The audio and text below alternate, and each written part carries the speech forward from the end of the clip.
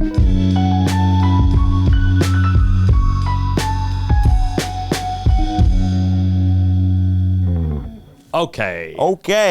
Welcome to episode 53 of 2025. Wow. This is the bumper episode. It is the bumper episode. The Ride Companion.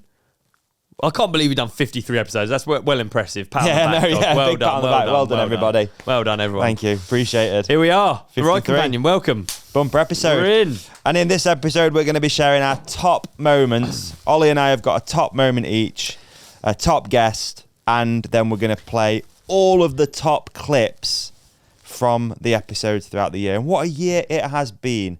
It has. It's actually a really hard task. Like in a year, I think it's so difficult. I'm not very good with time necessarily. It feels like it's just ongoing, like a dog with zoomies. Yes. It's sort of like unimportant, just onwards. Yeah, just forwards. More. Yeah. I mean, we have so many cool people come on the podcast. We get a chance to speak to so many. Yeah, we do. Trying to work out what is in 25 and what stood out is almost really difficult, but also quite easy because what I went with is just the things that I just came to the top of my mind. How did you pick your moment? Yeah, pretty much that. I thought of the one that I've thought about the most after. Okay, yeah. The one that's like made me go, whoa, that was, and it's probably not one that people might be thinking, but maybe it is.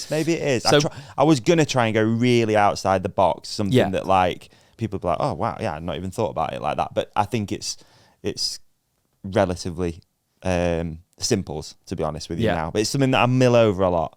Okay. Yeah. Got you. Yeah. So so the categories we went for, just between us, we went for like a guest. Yes. A guest that stuck out in our minds. Yes. And I guess it's difficult because it's going to be the one that's like currently on your mind more. It's difficult again to do a whole of 2025 just like that. Yeah. With 53 episodes, it's quite hard. Lot. And then a moment. Yes. So then we've got two kind of moments and tried to make it so that they're not the same people, right? Correct. And we did put this up on a voting platform on our website as well. So you can vote through a Google Sheet for your top guest and top moment. And of course, we will be announcing after this episode goes out, the guest of the year, which is some say it's a highlight of the career. Absolutely. Some have said it. Mate, I know you joke about it, but I was so stoked when I won Guest of the Year 2018. I was so stoked. I had the little head cap. Yeah. I think what it was you and I both listened to the same podcast. and they did Guest of the Year. And they did Guest of the Year, and it felt like something and they cool. made a big thing of it. Yeah, they had like wrestling belts, didn't they? They did, yeah. I think. They did, yeah. I remember Theo winning it. It was funny. It was so funny. Yeah. So, we're going to do a stem cap. Maybe we'll do something else. I don't know what, but we'll do something for him. And obviously, hopefully use it with pride, whoever it is. Whoever it is. In fact, why don't people, I think maybe people that listen probably are more like, probably what we found as Guest of the Year and our moment of the year maybe isn't the most important thing. Maybe it's more important to hear what yours are. So feel free to put in whatever you're watching or listening to this on. If you can, comment below, start a conversation, because I'd be really interested to hear other people's favourite moments. Because I think some people take stuff away from this that you wouldn't even think about. They'll just be that one comment. Always. And it's like, because I do that with podcasts I listen to, just like that one thing that most people just skip past and be like, yeah, obvious or whatever. And that thing will really stick with you. Yeah.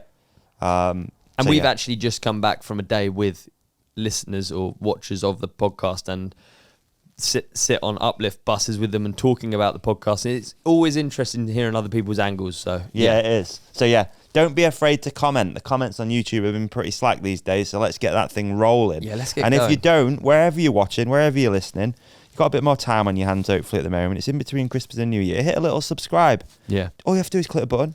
It's free as well. Totally free. It's free. It's free. And we've got a Patreon, which isn't free, but it may as well be. Patreon isn't free. No, but you do get quite X-rated episodes on the Patreon. Yeah. So if you want more. Yeah. X-rated. Yeah, there we go. We'll do them naked one day. That'll get people in and watching.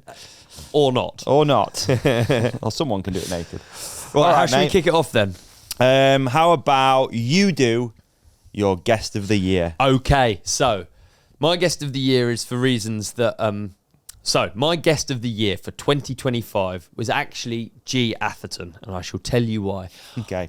I've known G both as a friend and also a fan, and yet never really seen I felt like the podcast was really cool because you got to see a side of him that perhaps I didn't really know. Yeah. I've always seen G as this sort of like superhero, well, I still do, but this superhero mountain biker that doesn't really give much away. Very professional, very...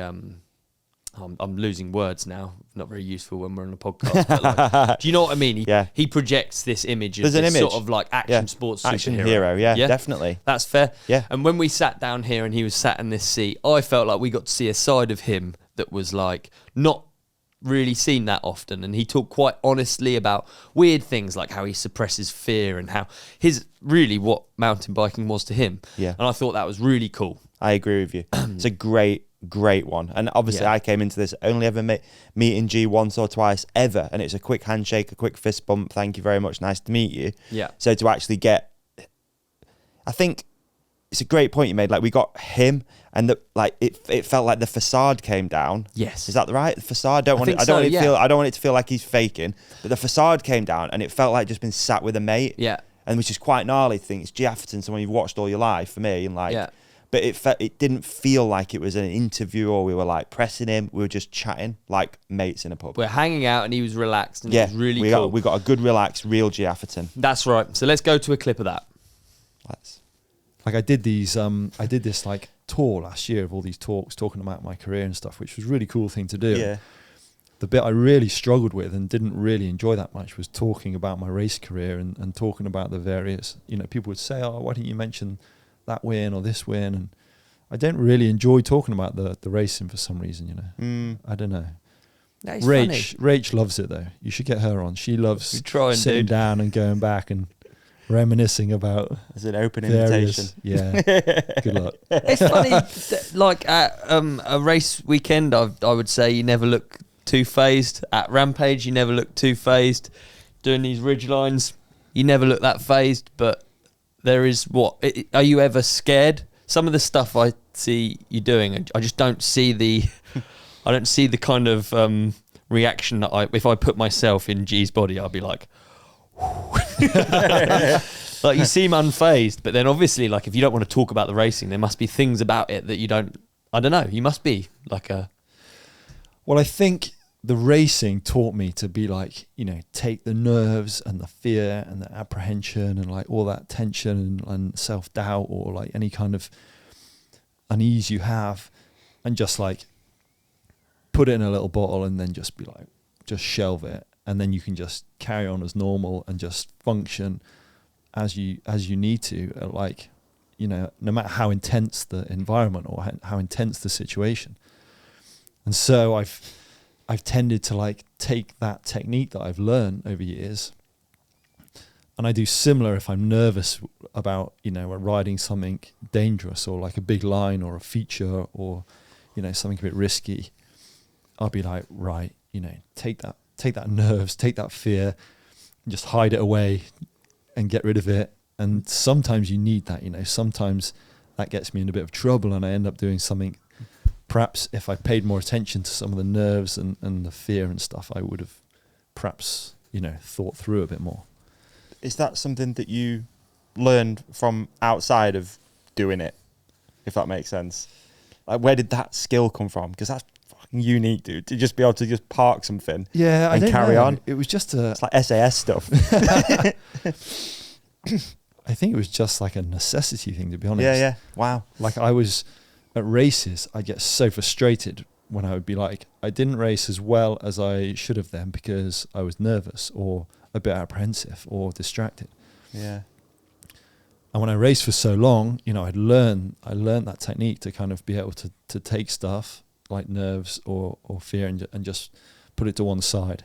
And then when you go to somewhere like Rampage, you need to do the same there. You spend a lot of time at Rampage, like what the guys are hitting out there. You need to be able to take that, whatever you're nervous about, and just, you can pay attention to it and process it, but you need to just, put it to one side and not let it hold you up almost. I think it's super interesting because we all know that all of the riders at racing World Cups, in the finals of World Cups, we know everyone's really good at biking, you know? Yeah. Everyone at Rampage is really good at biking. And I think like what you're talking about is almost the difference, isn't it? Yeah, I'd say so. And the races, you know, the World Cup races, the guys that are doing well are the guys that have mastered that. You know, they can take that pressure and you know, all the hype that's around, and they can just put it to one side. And some riders can't do that. You know, there's some riders that are at the World Cups that are some of the best riders in the world, and they're just not reaching those podiums because race day comes and they're just tightening up a bit. You know, they're just, and it's brutal to see really, because you know, sometimes the best bike rider isn't winning the race for that reason, you know. Yeah, the whole good in practice. Exactly, yeah. Kinda. Which is really hard to do. Yeah. You know, Rach has always been very good at that as well. She could be struggling through practice, you know, injured, a bit ill, like not feeling it, and then race day come and just like, you could almost see it like in the pits, like that switch in her mindset. She's like engaged, and you're like, oh, there she is, and like bang, wins by 11 seconds or something, and you're like, you were complaining about like an injury or feeling rough or not been into the track, and then, you know, she can pull that out. She had that ability to just, you know, switch on when she needed to. You think it's something that can be taught? I mean, I'm sure it is, yeah. I'm sure it is. Yeah. Not by me. It sounds like it. I think you're a good example of someone who's very good at racing. Well, I mean, not even talking about results, but just your approach. I think I know what needs to happen, and you know, I know what the techniques that I use to, and have like taken and can kind of direct to other parts of my life, but it's not easy to do, and I don't think you know, me telling somebody to do it probably isn't enough. You know, it's not enough for me to say, right, stand on the edge of this drop and just, you know, take those nerves and just get rid of them. And then they're not going to just go, are they? People do you know where they go, by the way? Because I do wonder, like people, that's very like deep down. Yeah, you know what I mean. Like it's like the thing that people are like, don't bottle up your emotions. That, Yeah, you know, it'll come out in another. I have been for years. Works fine. They're all going to come out one day. No, I've no idea. I mean, it's sometimes a useful skill to have, but other times maybe I do it too much, and you know, that fear is there for a reason, right? Those nerves are there for a reason. And they're there to keep you, and they're there to keep you alive, basically, aren't they? Really, mate. What a moment! Yeah, very cool. The real Geth Atherton. I'm really excited because you actually knew what my guest of the year was going to be, because we didn't want to cross over, but I don't know what yours is. Yeah. Okay, all right. So mine is, because I think what's interesting sometimes with this and myself is like, you'll know a person really well and I don't. And I go on a totally different journey to you because you already know a lot about these people, and I just kind of get to know them and then become usually friends after. That's cool. Yeah. So mine is going to be Blake Samson, because I didn't know Blake that well coming into him. Even I think I actually met him for the first time here. Like I didn't really. Yeah, man, that's so true. That's something I don't think and then about. He's, you know, now we text and like, you know, and his episode obviously is probably the most popular episode of the year. And it just felt like sometimes these things just align perfectly. He'd obviously just left GmbN. Giant personality. Really well known. Obviously, there's a huge following, and I felt like we, him included, did a really good job of sharing what he was going to be doing next, sort of telling that story, like a bit of his kind of coming up story, you know, back in the day with the dirt jumping and slopestyle and stuff like that. So yeah, for different reasons, you know, guest of the year for me, Blake Samson. Again, and getting to see him the other day at Bite Park, and you know, some people you just get on with really quickly. You just like, he's just a good dude, and there's just a nice vibe. He's a positive force. Yeah, I'd say with Blake. I thought that when we were there, Blake, Martin also included, kind of from the, you know, related from the same sort of totally.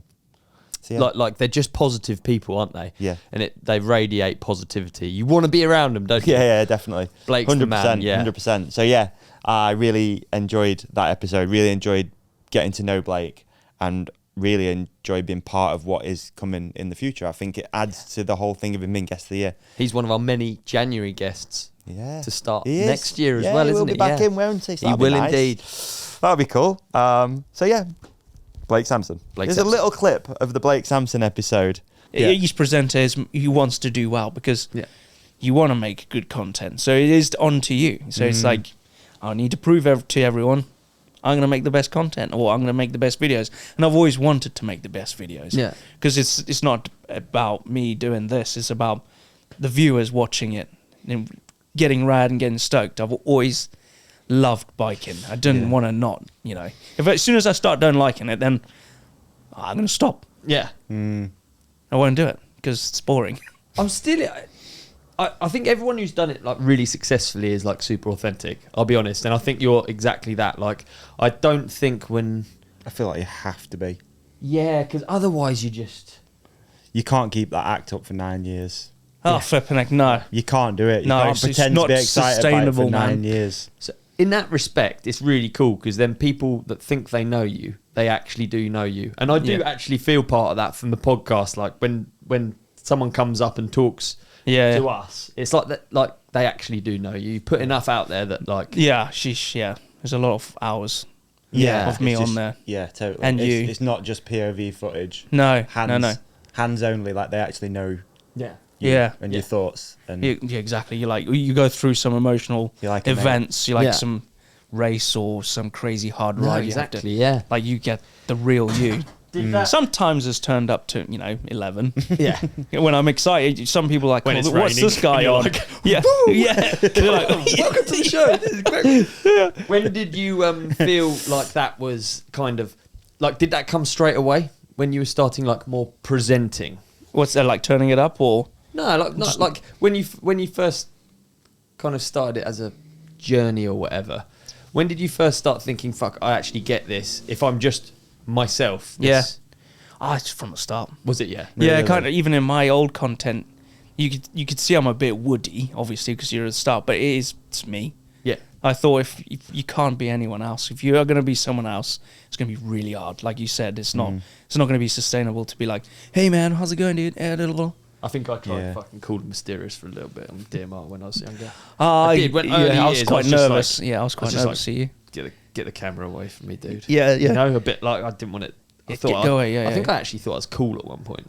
You big mistake. are cool, dude. I look up to you, man. I do. It's like Doddy. He's in my phone. You know Doddy.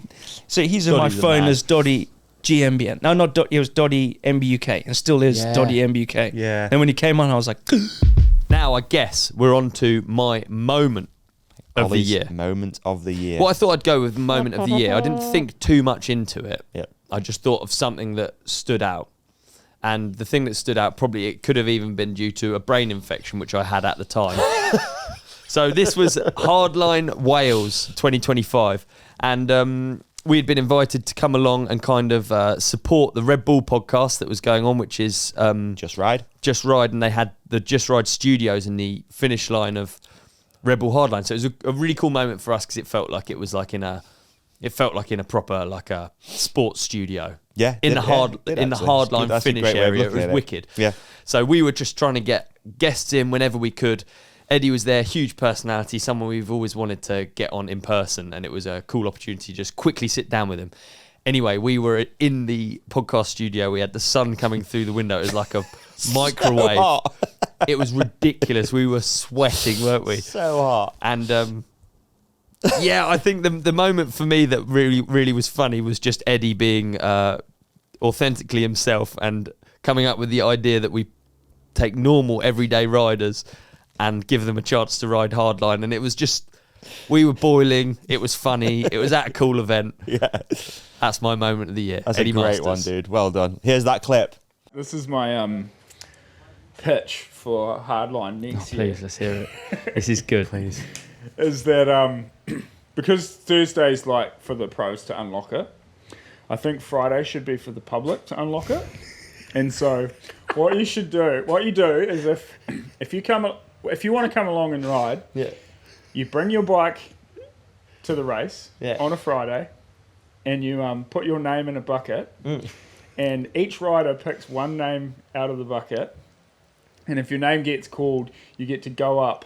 So 20 public guys who want to have a crack at riding the hardline course get the opportunity to go up there, and they get the tutelage of the 20 pros that pulled the names out. Okay. And they start towing, and it's like the C class mixing with the A class. Yeah, I like it. And to do it, all you got to do is bring your bike, helmet, and put your name in the bucket, and then have the opportunity to have a go at hardline. Open Fridays. invitation. Yeah. Yeah, I really like it, dude. Should we pitch it? We'll do a proper pitch. We'll bring suits. We'll do a bit of a pitch tomorrow or something. And it would be awesome. Yeah. People would be busy. And I reckon the 20 pros get to vote, and someone gets a wild card entry into Saturday's qualifying. Is nice. Yeah. That is nice. It'd be nice if you could vet the entries a bit. No. Okay, no. Just a bucket. This is what makes it cool. I feel then like we have what's his name, the guy off the 05 stump jumper. Yeah. Raptor Rog. The Raptor Rog would be there lining up, wouldn't it? Yeah. I feel like we all know someone who says they would do it, given the opportunity as well. Like a lot of people know someone who's like, yeah, I'd drop it. Yeah. I'd hit some of that stuff. Yeah. But There's your chance. But if as long as no one has a freak out, and they have some bike skills, and they have the right bike set up, like I would happily tow most of my mates off the road gap if you just said hold on tight and don't do anything weird. Stop being weird. Just ride it. Yeah. Ride off the end here, and your two wheels will land bolts down the bottom. Do you believe in that, Ed? Yeah. Yeah. Okay. Yeah. All right. Cool. No, I like it. Let's pitch my it. other one was if the downhill guy, if everyone unlocks it on Thursday, then Friday should be for trail bikes, and they all go and ride it on their trail rigs. I was looking because I look through the eyes. I don't know because you've ridden a lot of downhill bike. You're probably the same as me. I look at it through the eyes of my 150 bike. Yeah. And I got to say, we were talking about. I look at it through the eyes of an e-bike, dude. I'm just like, this could be I was sketchy. looking at a cliff drop, and I was just thinking how accurate I'd have to be. Like so accurate to rock. You're gonna have to land ever so slightly nose first. Yep. You know, like it can't be like. Mate. It can't be bolts on the wheels. No. It's got to be like lily pad on the front. It's so extreme on anything. How crazy is it that those 50 mil or whatever it is, 50 mil is it to a downhill bike? Yeah. Doesn't seem like a great deal, does it? No. It doesn't seem like much, but it changes everything. Yeah. It's nothing. It changes everything. Yeah, I haven't actually thought about that. It's such a little amount. It's not very much, is it? But then I suppose you look at how much travel your car's got, and you're like, Yeah.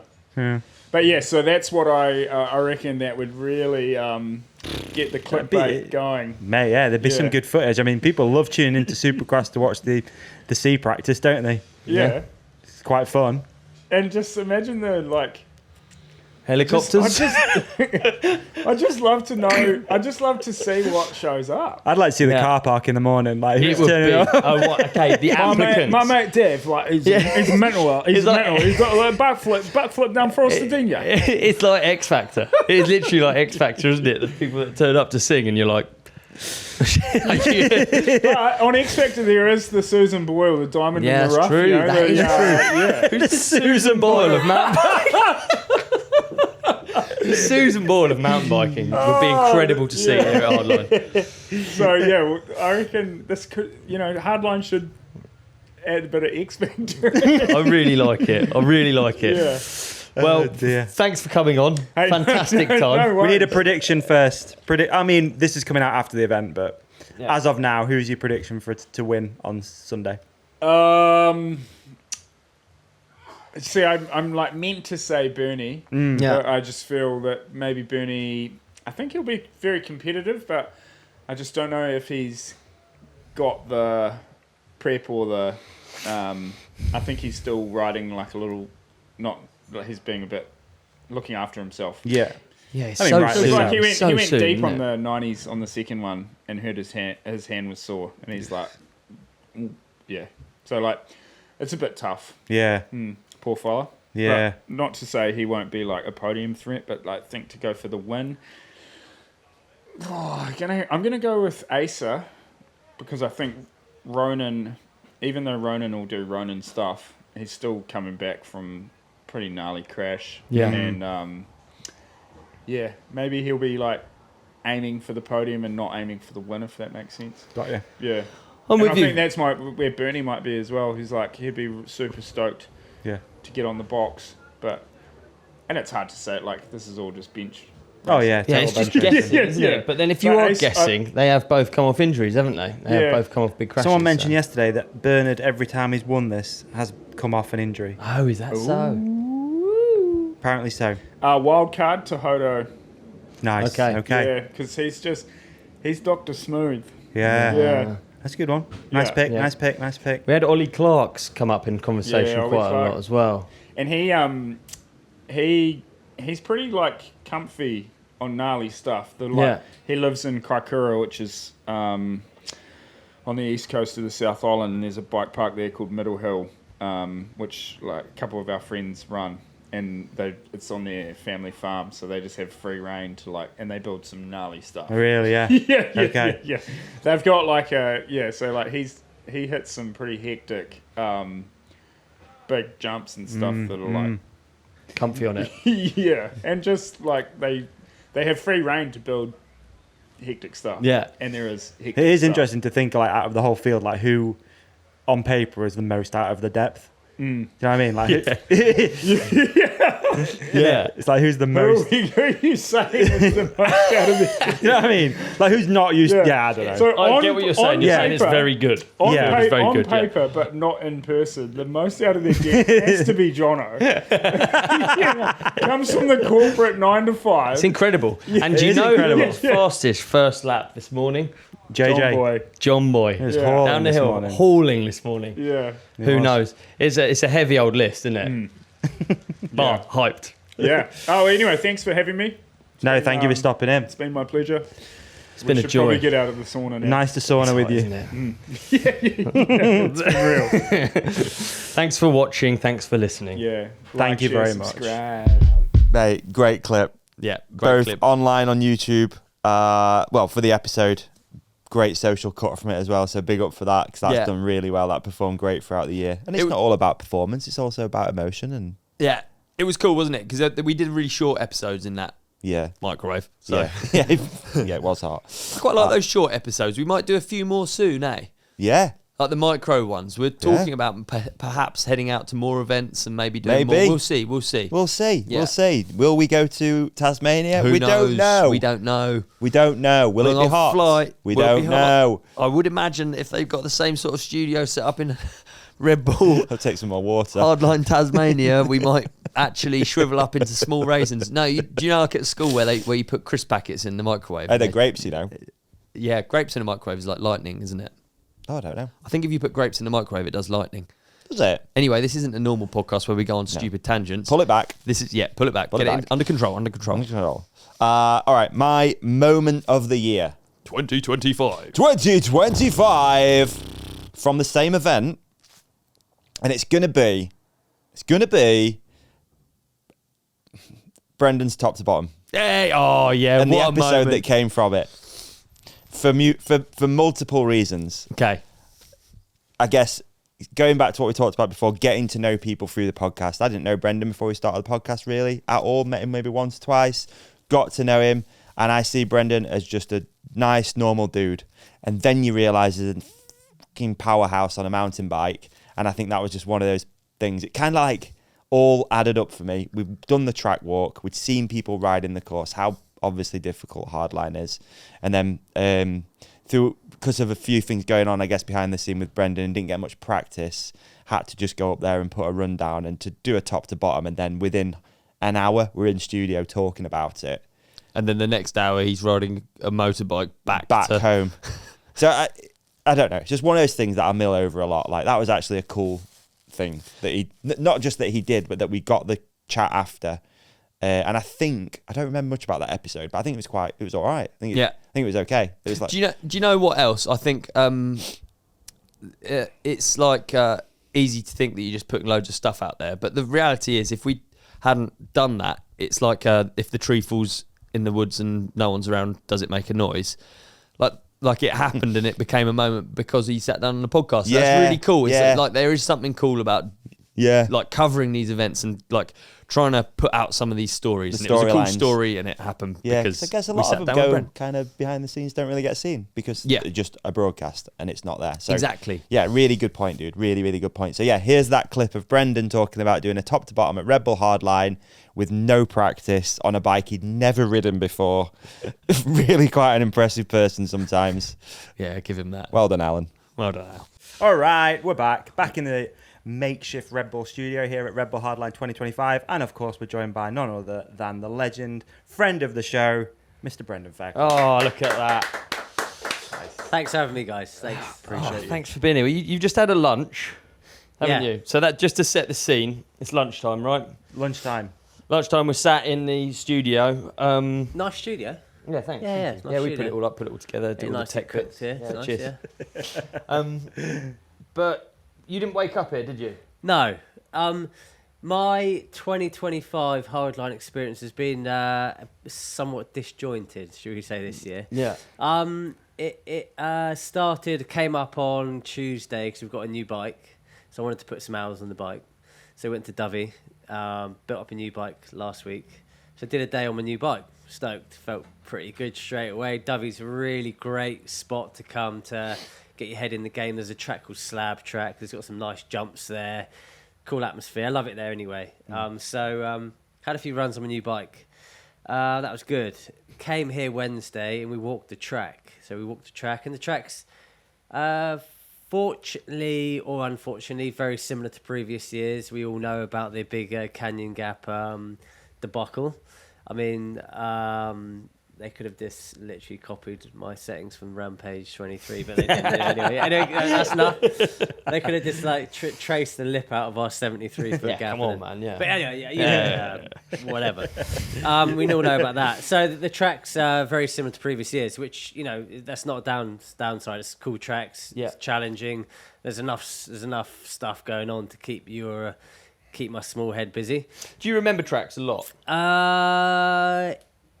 Yes and no. Like I ride a lot fewer tracks these days, and do you know what? I'd say no. I couldn't do a Verstappen going through a track and then you finish the clock and I've done whatever time I've done. But you do remember bits and bobs and you remember moments and you remember bits and bobs from it. I suppose you don't forget the 90, do you? No. Really? No, but sort of etched in there. You don't. And then also fortunate enough to earlier on in the year went to Sam Wren's Darkfest and that's got a 90-footer in there. So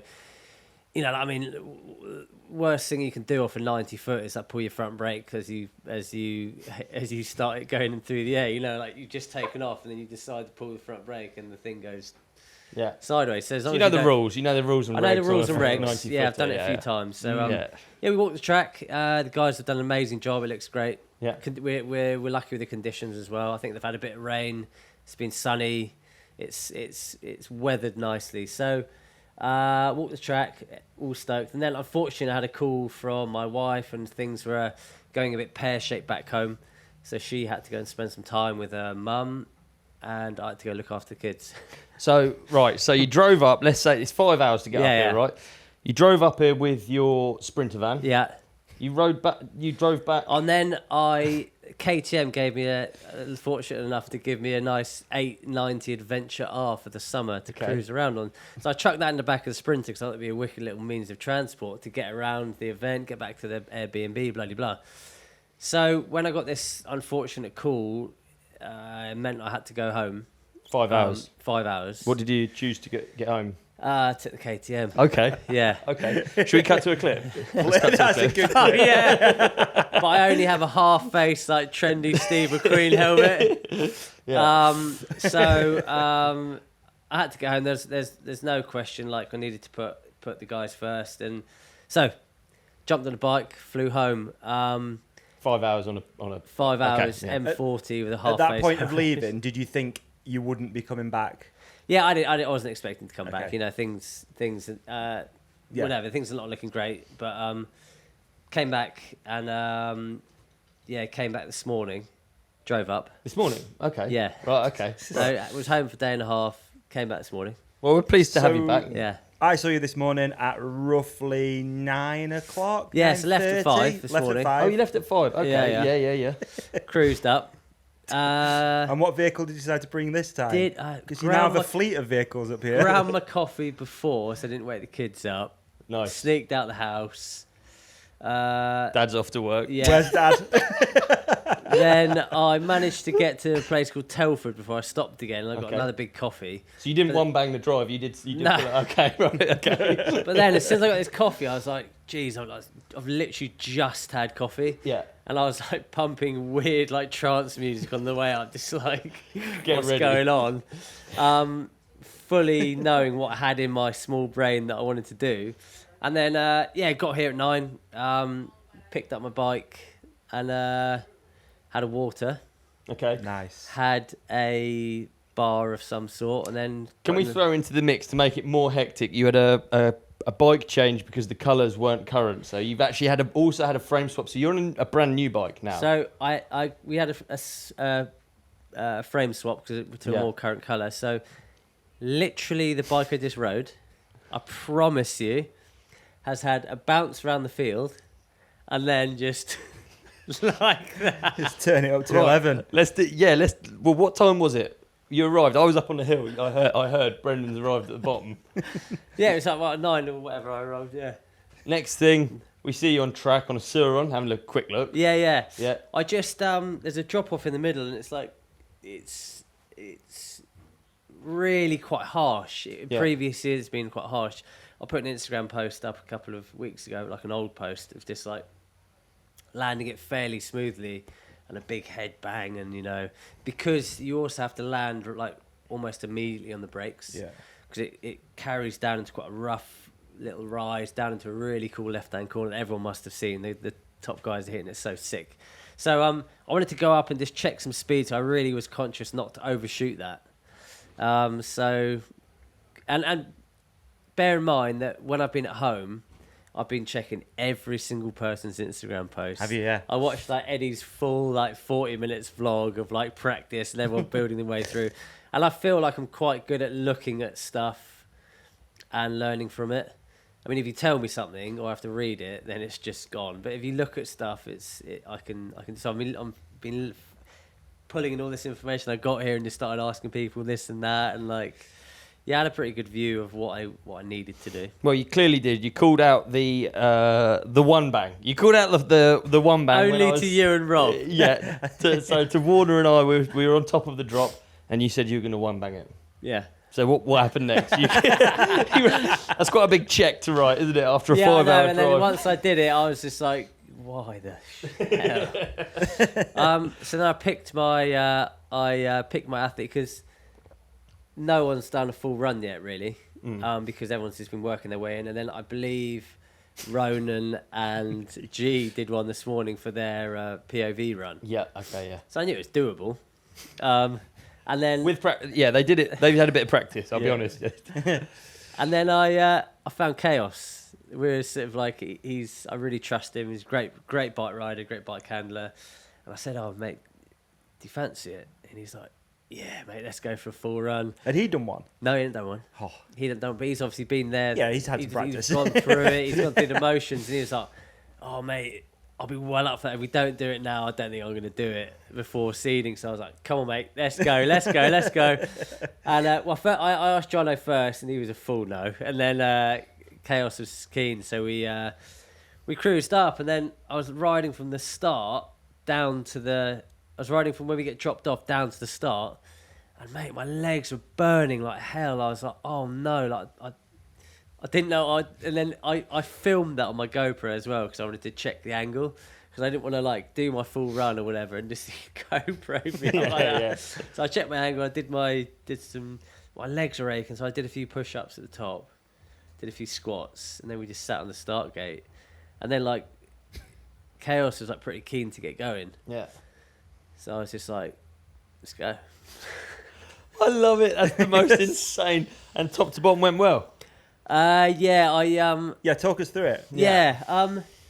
You forget all the hardline is it's obviously such a hard technical downhill track, but the features are generally ridden at one speed. Okay. Genuinely, like a 90-foot jump, you do 60 k's an hour, let's say. If you're doing a 90-foot jump at 70 k's an hour, you're going to go too long. If you do it at 50 k's an hour, you're going to go too short. So the features are ridden fairly like there's a speed, consistent speed, yeah. But often what it comes down to is how you get the section before the features. Right. So I did all my research on how you get into the features, because there's often like gnarly rock sections and ruts and rocks and whatever that you have to get right before you get into the feature. So you have to make sure you're up to speed before you get in. So I did all that, and I was pretty confident. I was like, let's just go. And went out the start, and as soon as I went out, I was like, my arms are pumping up already. I was like, this is not good. So I went out with not a huge amount of confidence that it was going to be doable, and then we just got into it a bit. Bear in mind, my poor bike has done. This is the breaking it in. First outing. You're just running it in. His first outing. Yeah. So, but no, it went super well. I overshot the 90-footers really bad. I knew what to do, but my body overtook my brain at the point. And it was like, I just don't want a case. So, and I knew the word was like a little tug, not a pull. Just like an in-between, a small pull. Yeah. But I went massive, dude. Yeah, we were stood there. I went massive. We heard you like, whoa!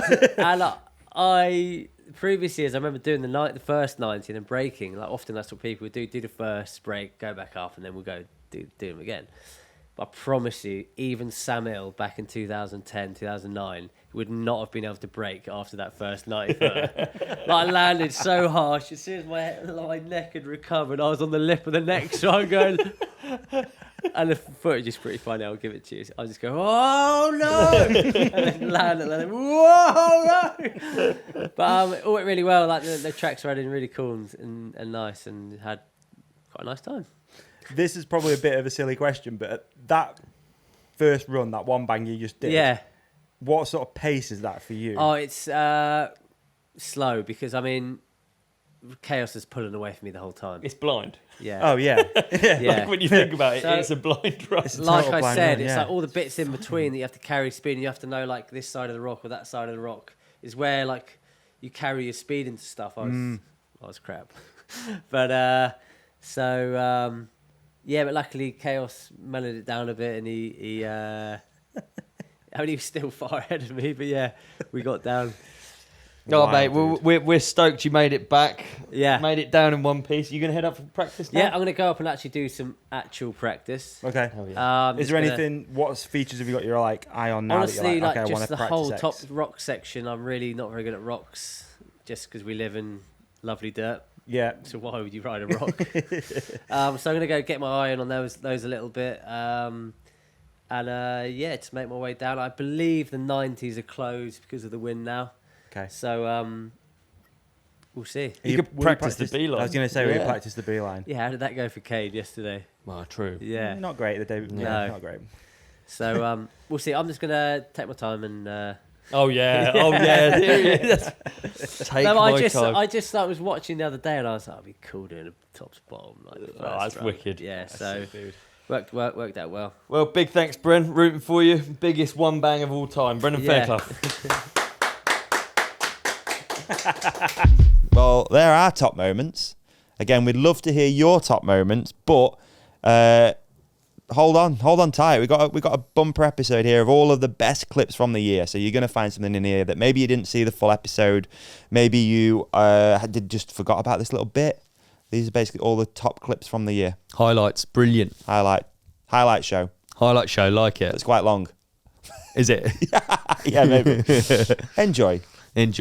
And thanks for rolling with the ride companion. Oh, that's nice. Rolling with the ride companion. That's quite nice, isn't it? Yeah. Do that more Keep often. that. That's actually good. Merch. I just think there was a natural thing here when we just talked about 2023. Okay, 2023, yeah. Okay, and then we're going to talk 2024. Okay. I feel like, if that's okay. Yeah. You're just the voice in the... No, I'm not doing it. 2024. There's an interesting topic I want to definitely talk about. 2024, Fort William, speed suit. Oh yeah, I like this. So we've like got a controversial topic. Yeah, 100 speed suit. So when did that conversation first come up? Because we spoke about it on here. It was in Moto first. Yeah, I remember Christian watching Craig. all the bits, getting the popcorn out for the comments. Yeah, Christian Craig. But so at that point, did you already? Were you already working on it? I already had one at that point. You already had one? Yeah. Okay. I just want to clear up something. Please. Okay. Yeah. There's a lot of people that thought it was for aesthetics, and I'm not sure if it's people that are like outside the sport because the video went viral. But yeah, I got presented this speed suit in the off season of 23 going into 24. Yeah. I had no idea it was going to even be a thing. Like skin suits to me were long gone, and you know, I have a brother that's in free ride, and I wasn't sure how he would react when I was about to go into a skin suit. So yeah, just so far away from anything I thought. And we went to the offices, the Fox offices, in like December, and they were like, "Oh, we have a surprise for you," and they brought out this little tiny like. Really? Yeah. Oh, you got me a doll. No, it wasn't that small. But I can't fit into that. But it did look like I wouldn't fit into it. But I was like, oh, like, what is it? And they were like, a speed suit. Jackson's already tested in it. He loves it. You should try it on. And I kid you not, the moment I put it on, I felt like a ninja. I was just like speed, like I was running around. I was like running around the offices. Like I had to try and do like the only concern was what everyone else's concern was like, how am I going to wee? I have the tiniest bladder. Okay, right. I was just like, well, so many people like before, because the men have a little zip and pocket, and I don't know, but obviously for me, I'm not going to rep a shiwi, so I was just like, don't really know how this is going to go. So it would be good though. A shiwi built into a speed suit. But it might catch the air. It'd be Sam's got one. Sam's got one in his bike. It's not air. Yeah. It would be convenient for someone like me that weighs a lot. But anyway, so I was like, oh, we need to put the timer on and see how long it takes me to go for a week, because you have to like. It was like hard. Love it. You're timing your wheeze Ready? now. I had to. Really? I will get before my start. It's a real problem. It's the biggest anxiety problem of the weekend. Is like, am I going to be able to wee before my weekend? That's one. Sorry. How am I going to be able to fit this in before my start? So yeah, I had to time it. I had to know. So I can't remember what was. I think it was like a minute and something. So I was like, yeah, that gives us a bit of leeway. Yeah. So that's a speed suit wee is a minute. Is that what you're saying? Pretty much getting like they do stretch over time. So, but usually for my race run, I'll put a brand new one on. It's just changed. It's changed everything. Like at first, I didn't even think. I think what we thought with that speed suit was, this is going to kick off. Really? Yeah. Why? What do you mean kick off? Yeah.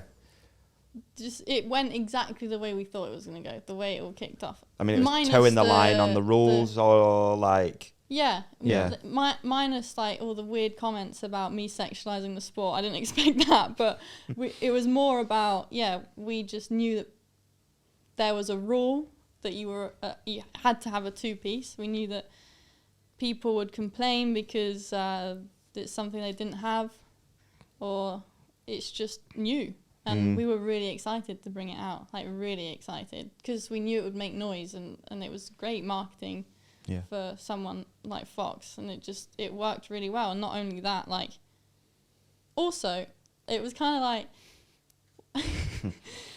the pants are so tight on the World Cup circuit. Like, it's kind of close anyway. To name a few. Please. Someone's been on this podcast and has probably the tightest pants in the entire World Cup circuit.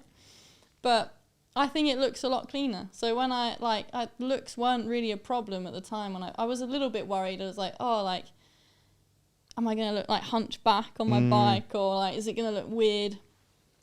But when the colours started coming in and the designs, it really brought it together. And now I wouldn't race without one. There you go.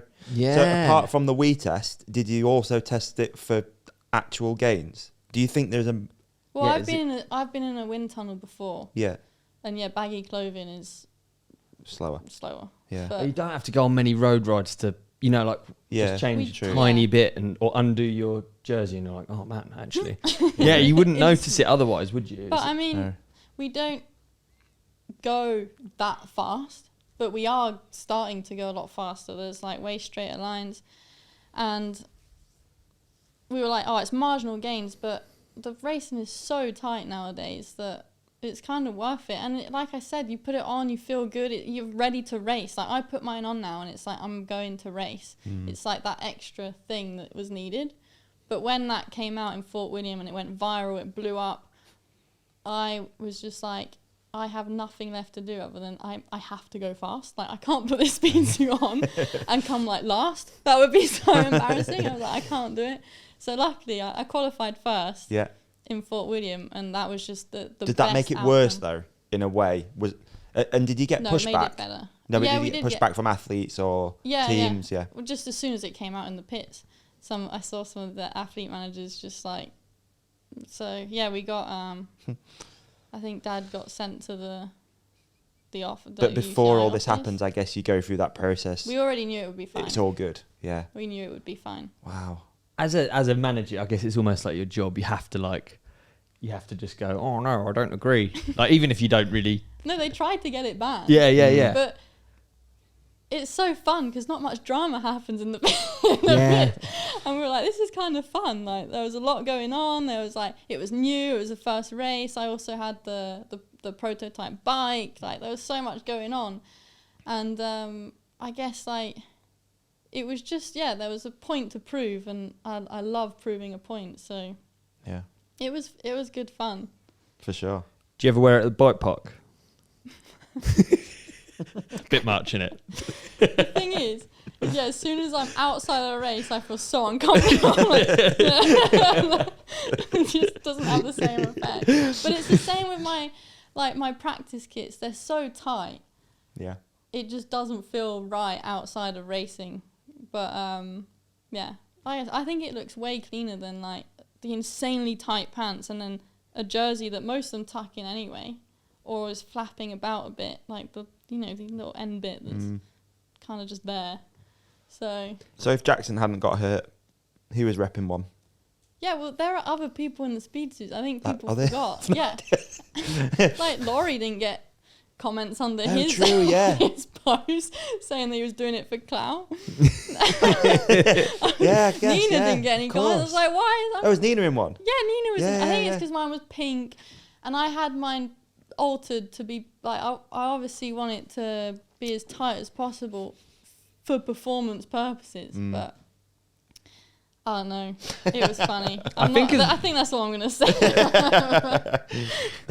I think it makes it hard to design the kit because you can look like you got a wedgie.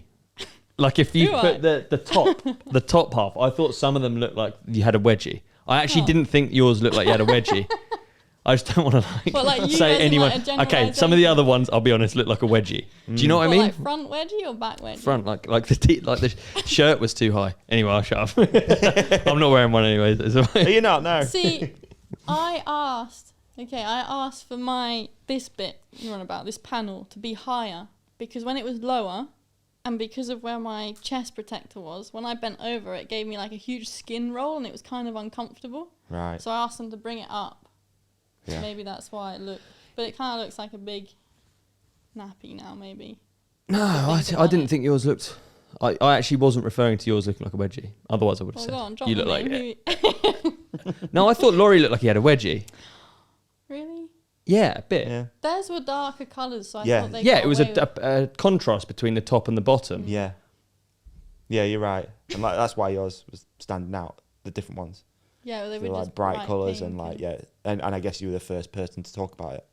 Well, I think online. Fox, there was a reason they wanted me to post it first. I think they probably knew it was gonna, like the pink colours and just my media usually goes really good at the first few races, so it worked. Like we didn't think it would it would go that viral, and I was so scared after seeing all the moto comments. I was like, oh no. Were they bad in moto? Yeah. They were so bad in moto. Really? Like the moto fans hated it. I'm not sure what happens to it in moto. I haven't watched much Supercross this season. I don't know if they're still around. I think they are. Are they? Yeah. But theirs is an actual one piece. Yeah, that's right. Yeah. Yeah. It was zipped out over the back. Yeah. Yeah. So I remember watching Bernard when he came on here, and he was talking a load of shit. No. He called it. He called it. Like, you wait. He called it. That I'm was gonna funny. show That. you. That was funny. That kind of played out perfectly. Yeah. The whole thing, like from our side as well. Kind of I wonder if perfect. we'll see BK in a speed suit this year.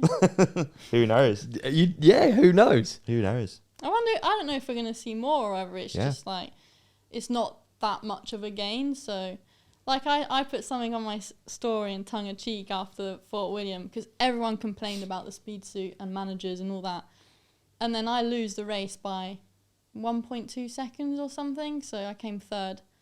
Everyone's got a shot lockout on, whoever's won the race. So true, and it's yeah. like, well, that's way more of a margin gainer than the speed suit was, in my opinion. So Were you complaining I at put a the little poll office? on my story being like, if you could choose one, which one would you choose? Oh, look, the shot. All right, man. We're in the ad break, and I'm getting older. You're getting older. We're all getting older. Yeah, we're all. That's a fact, It's a fact. dude. That's so a I'm fact. starting to lose things, dude, and maybe you can sympathise. Your It's like, keys. keys. My whips don't come back as quick as they used to anymore. Oh, really? Yeah. Yeah, 'cause you've still got the odd manual here and there, I reckon. What else Yeah. am I losing? Hair's going. Is it? Yeah, just like general, just like feeling of well-being is probably diminishing very slowly. Oh, mate, I'm really sorry to hear it. I know. And a lot of that apparently can be down to us as men losing our testosterone, starting to sort of get a little bit lower as we get older. Okay. Which is why we're going to give this company here a little go. It's called Mars Men. Okay, mengotomars.com. Now this is it's a natural testosterone booster. So it's not like you got to go to your local gym, go speak to some dude and be like, hey man, like, can you sort me out? It's not that sort of testosterone booster. This is like a natural one. And I'm really excited. I'm genuinely trying this at the moment. As you know, we're currently recording this ad on November the 4th. It's not March, November the 4th. And you take 5 tablets a day. And I'm really sticking to it. And I'm excited to see if I feel different from it. And I'm hoping from looking at all the studies and seeing some of the reviews that this company's had, I'm going to see a little bit of something. I don't think you see a little. I think you'll see a lot, because it's the most potent and natural testosterone stack on earth, dude. Yes. They're big claims. They are big claims. Within this little tablet, you have got Tonkat Ali, which apparently boosts testosterone, enhances libido, improves fertility, and supports muscle growth. You've got Shilajit, which improves fertility and boosts testosterone levels. Okay, K1 and K2 supports bone health and density, improves mood, and encourages testosterone production. We've got vitamin D, dude. We all know what that does, but it's essential for maintaining cellular health and helping regulate testosterone production. Yeah, it's got zinc in there, an essential trace mineral that plays a role in testosterone metabolism and immune function. Taurine reduces oxidative stress, improves blood flow, and supports increased testosterone levels. Okay, and some fenugreek supports testosterone production, DHT levels, and male vitality.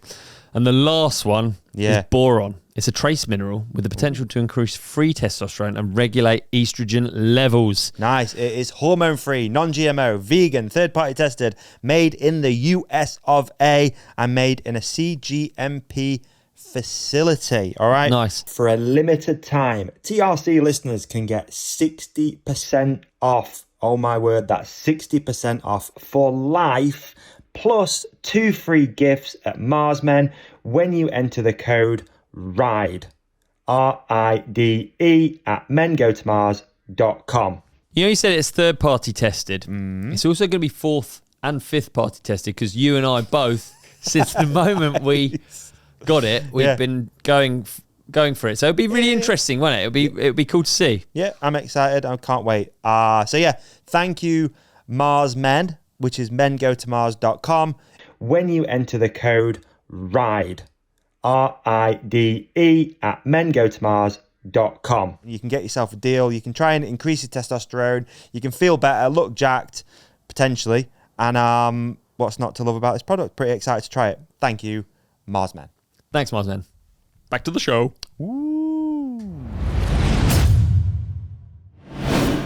It definitely takes a special type. Like, I've done a lot of tours of TLD when I've been over, and it's just amazing to watch everyone at work. Just in the, obviously you've been there many times as well. Just how long and how much effort actually goes into one of these helmets is so crazy. Yeah. People don't realise the amount of work that goes into it, and when you're pricing up work, and I probably speak for a lot of painters. I've got a letter on my office wall, and it was one of the snowboarders. It was probably about 7 or 8 years ago now, and it was one of the Monster girls, and she had written, "Hi guys, here's my crash helmets. Here's the address when you've printed them to send them back to." Like, they honestly think that the helmets are like put into a box, printed, come out the other side, wrapped and gone. And then we did a summit for Red Bull years ago. They do this kind of end of year summit. First day, they go in, if they, how do you stand on the podium? How do you speak to the cameras? This is how you wear your cap. And then the second day is a bit more casual. I think there'd been a chef that had gone there the year before. And then they'd asked us to go and do some paint work for them. And we had to take like water-based paints, airbrushes, pinstripe brushes and stuff like that. So we went there. We'd already got some helmets already based up. We've got the Red Bull masks and logos and everything ready. And then we went there.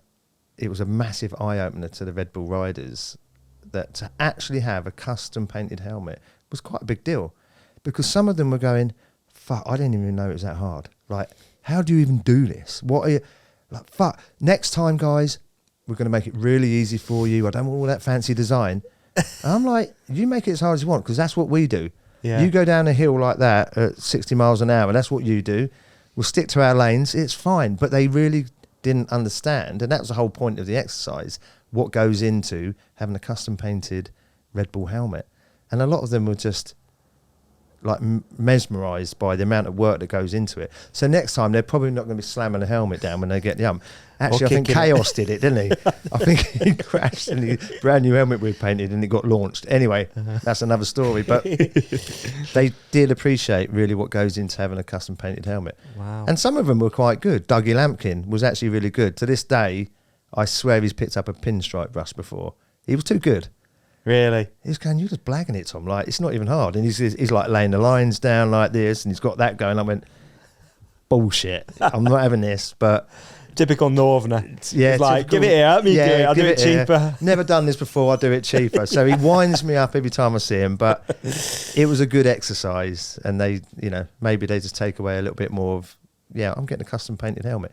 It's not a shirt just taken out the cellophane, chucked on, so.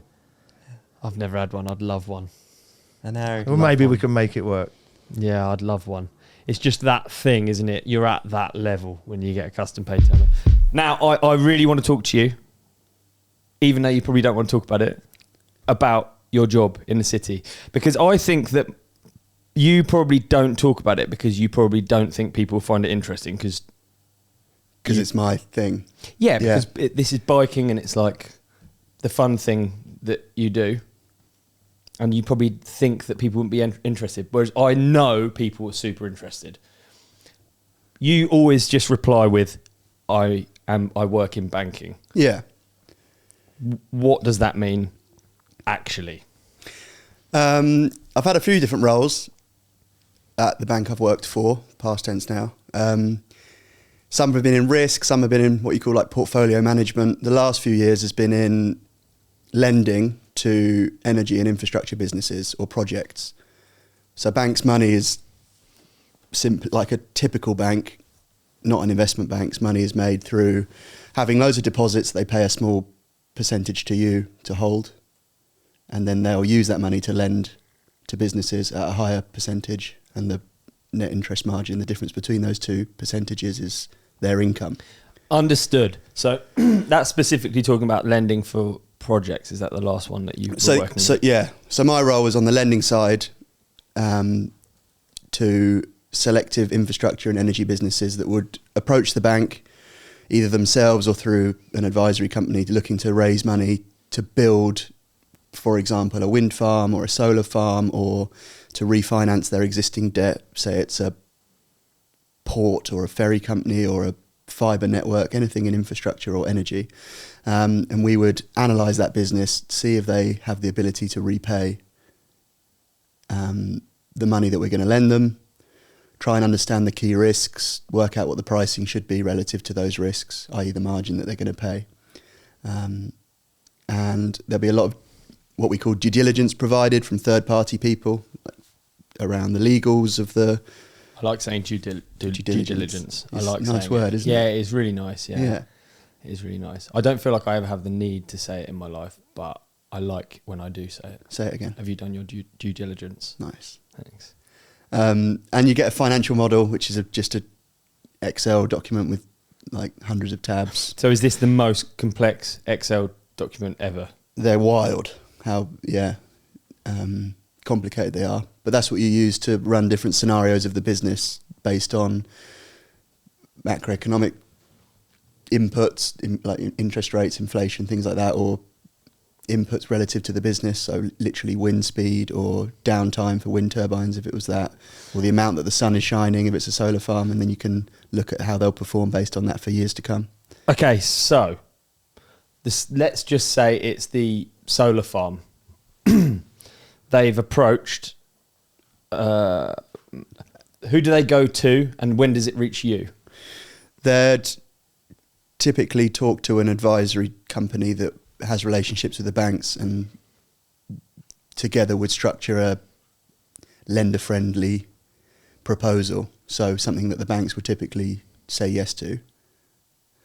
And then that's when it will be sent to the banks, and we'll look at it, and then you'll submit terms back to that customer on what the proposed margin might be, what different contractual arrangements we would propose in response to that. And then they'll have a short list of potential banks to work with. But a lot of these companies want to borrow an awful lot, and they'll need to select multiple banks to lend them that much. It won't come from one, it will come from a club. So it gets like horrifically complicated. And all those banks need to align on the terms, because it'll be the same contractual structure across all of them. Do you feel like you really know 100% what every aspect of it, or do you know a really specific bit of it?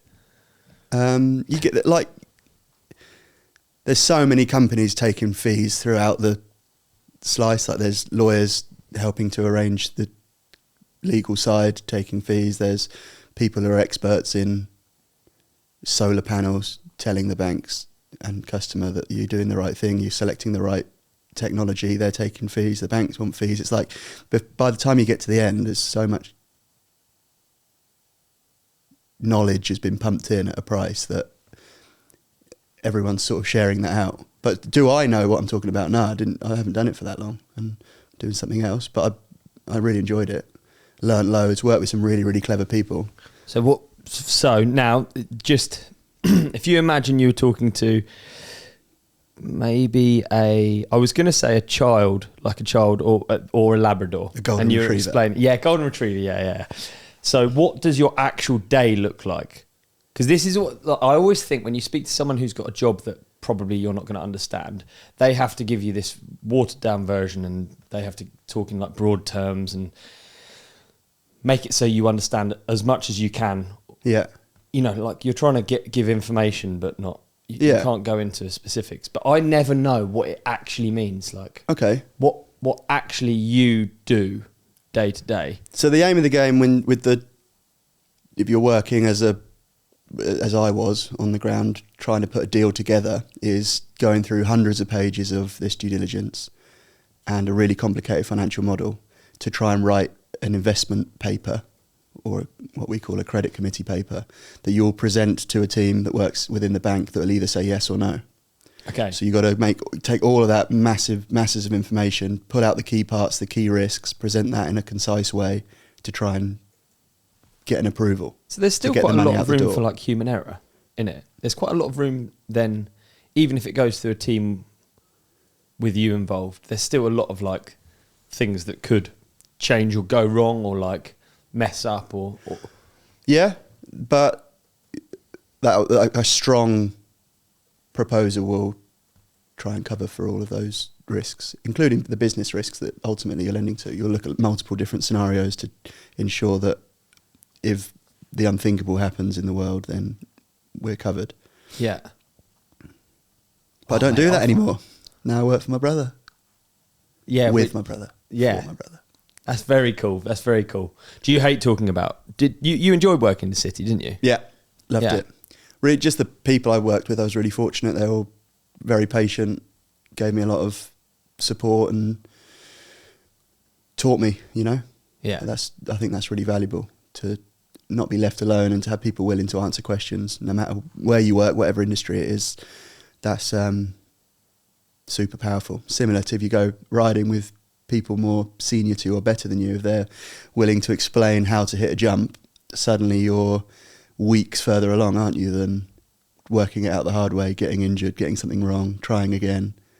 Yeah, it's like any walk of life. Just having someone that's willing to take the time is so valuable. Yeah, and absolutely. I was fortunate to have that. So yeah.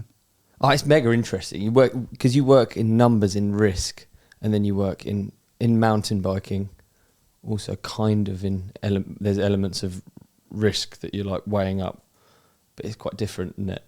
A hard line. Comparing the two. I've thought about this and I've answered questions on it before, but I definitely...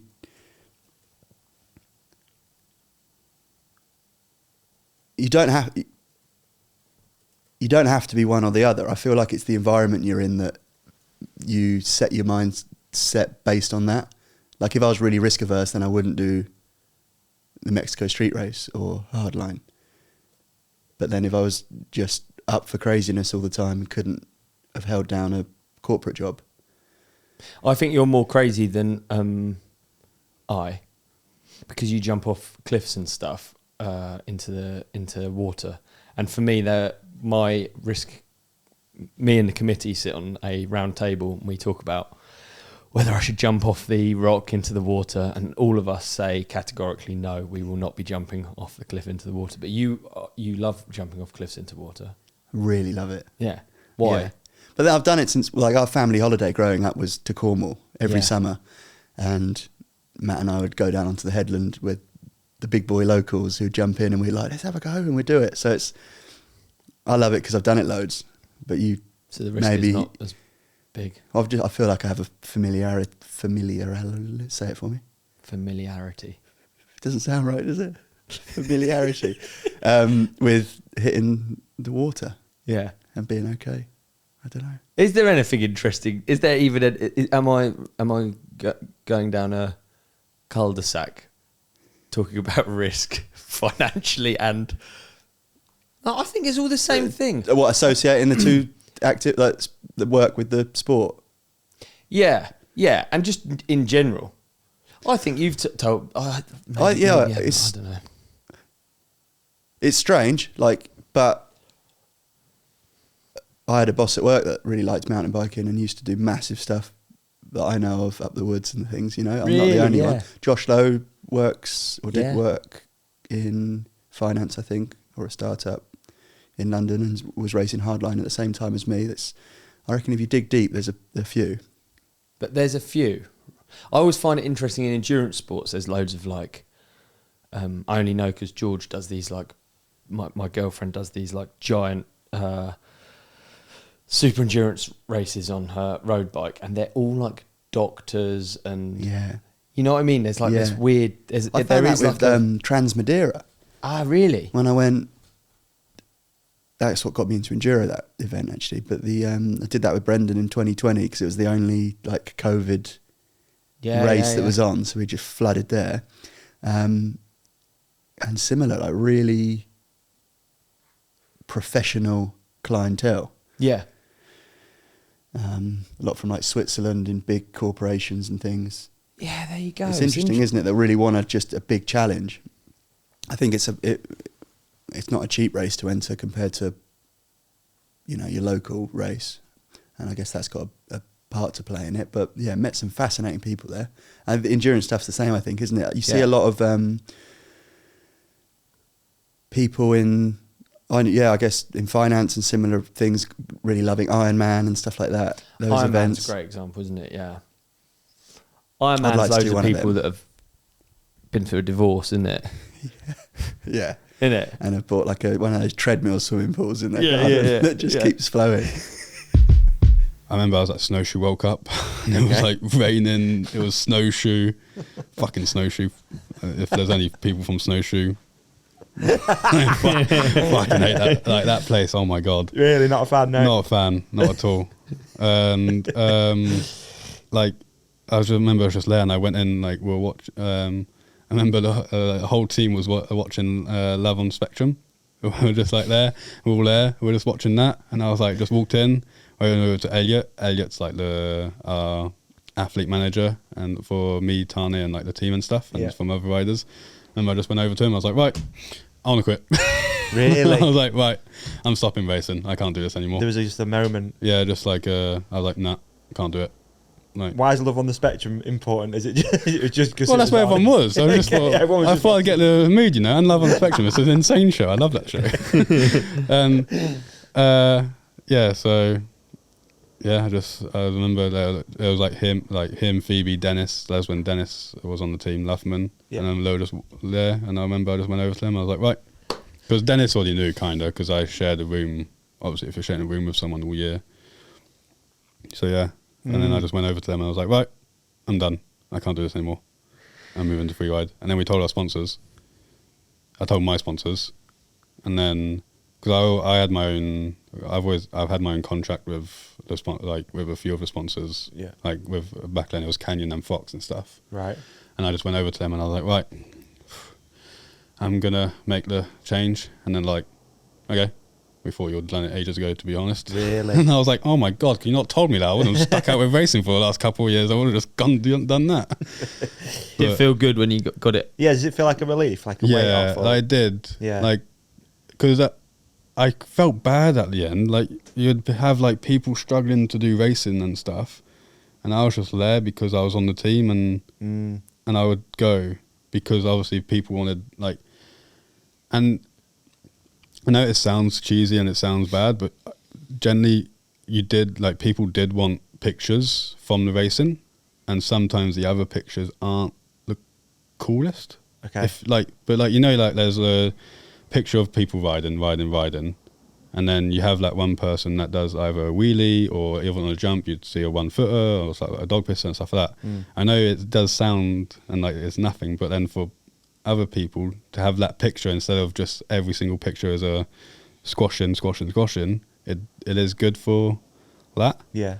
To have that rider and like, so I'd be like, oh fuck it, I'll just be that rider that just has fun and like tries to race but doesn't even. Okay. So your heart wasn't in it, kind of. No, thing. for the last like 2 or 3 years, like honestly, it wasn't in it. What's the difference? Is the difference in the race run, or is the difference in like the prep? Or that's a good question. Like, prep. I wouldn't. All of it. I wouldn't. Like I'd ride downhill, but I wouldn't ride downhill. Like I'd you're riding the bike, but not. Yeah, riding the bike, and I'd do like 10 meters, and then we'd stop, and then be like, do 10 meters again. Like not 10 meters, but you know what I mean. Like you know when you go riding with just your mates. one corner. Yeah. And I wouldn't like the preparation, and even at the racing, I'd just like have fun at the races, and I just it was when then it just did 2 years of that, and I was like, right, I'm taking the piss now, like so I've got to just choose one. You really have to, don't you? Yeah. I was in Morzine and Teo was there, and I was thinking, we'll do some laps with Teo, and he's not doing laps, he's doing like race laps. He's like just doing as fast as he can. It's not like necessarily a fun selection of trails, it's one that mimics a racetrack, and he's going as fast as he can over and over. He's trying to get 5 laps as fast as he can or whatever in a day or in an evening or whatever. And if you don't do that, I guess it makes racing much more. That's what I mean, like so like Teo's still like, because Teo's really fucking fast, like he is, and when he does do a good run and stuff, he's up there, and he still does do like the full runs, like he goes out with Ronan and he goes out with everything like that. I just wouldn't do that. Like even, I don't know, now when I talk about it, I'm like, fuck, why didn't I just put 5 or 6 runs aside to just do that? But back then I was like, well, I either do that or I can just spend another 5, 6 runs having fun on my bike. So it was, now when I look at it, I'm like, oh, maybe I could have. But then I wouldn't. I loved what I did, and I loved riding my bike and just having fun. So that's what I did. And doesn't suit everyone, does it? No, that's what I mean. It doesn't suit everyone. Yeah. And now I absolutely love what I do. I just go out riding and have a sick time. Like I go to these amazing places and ride my bike in places where I thought I'd never ride my bike, like South Africa. Yeah. I'm literally in South Africa riding my bike. Like, how sick is this? Like, stuff like that. So, yeah, it's a win-win in both. Like, obviously, I'm quite gutted it didn't turn out how I thought it would, like when I was younger.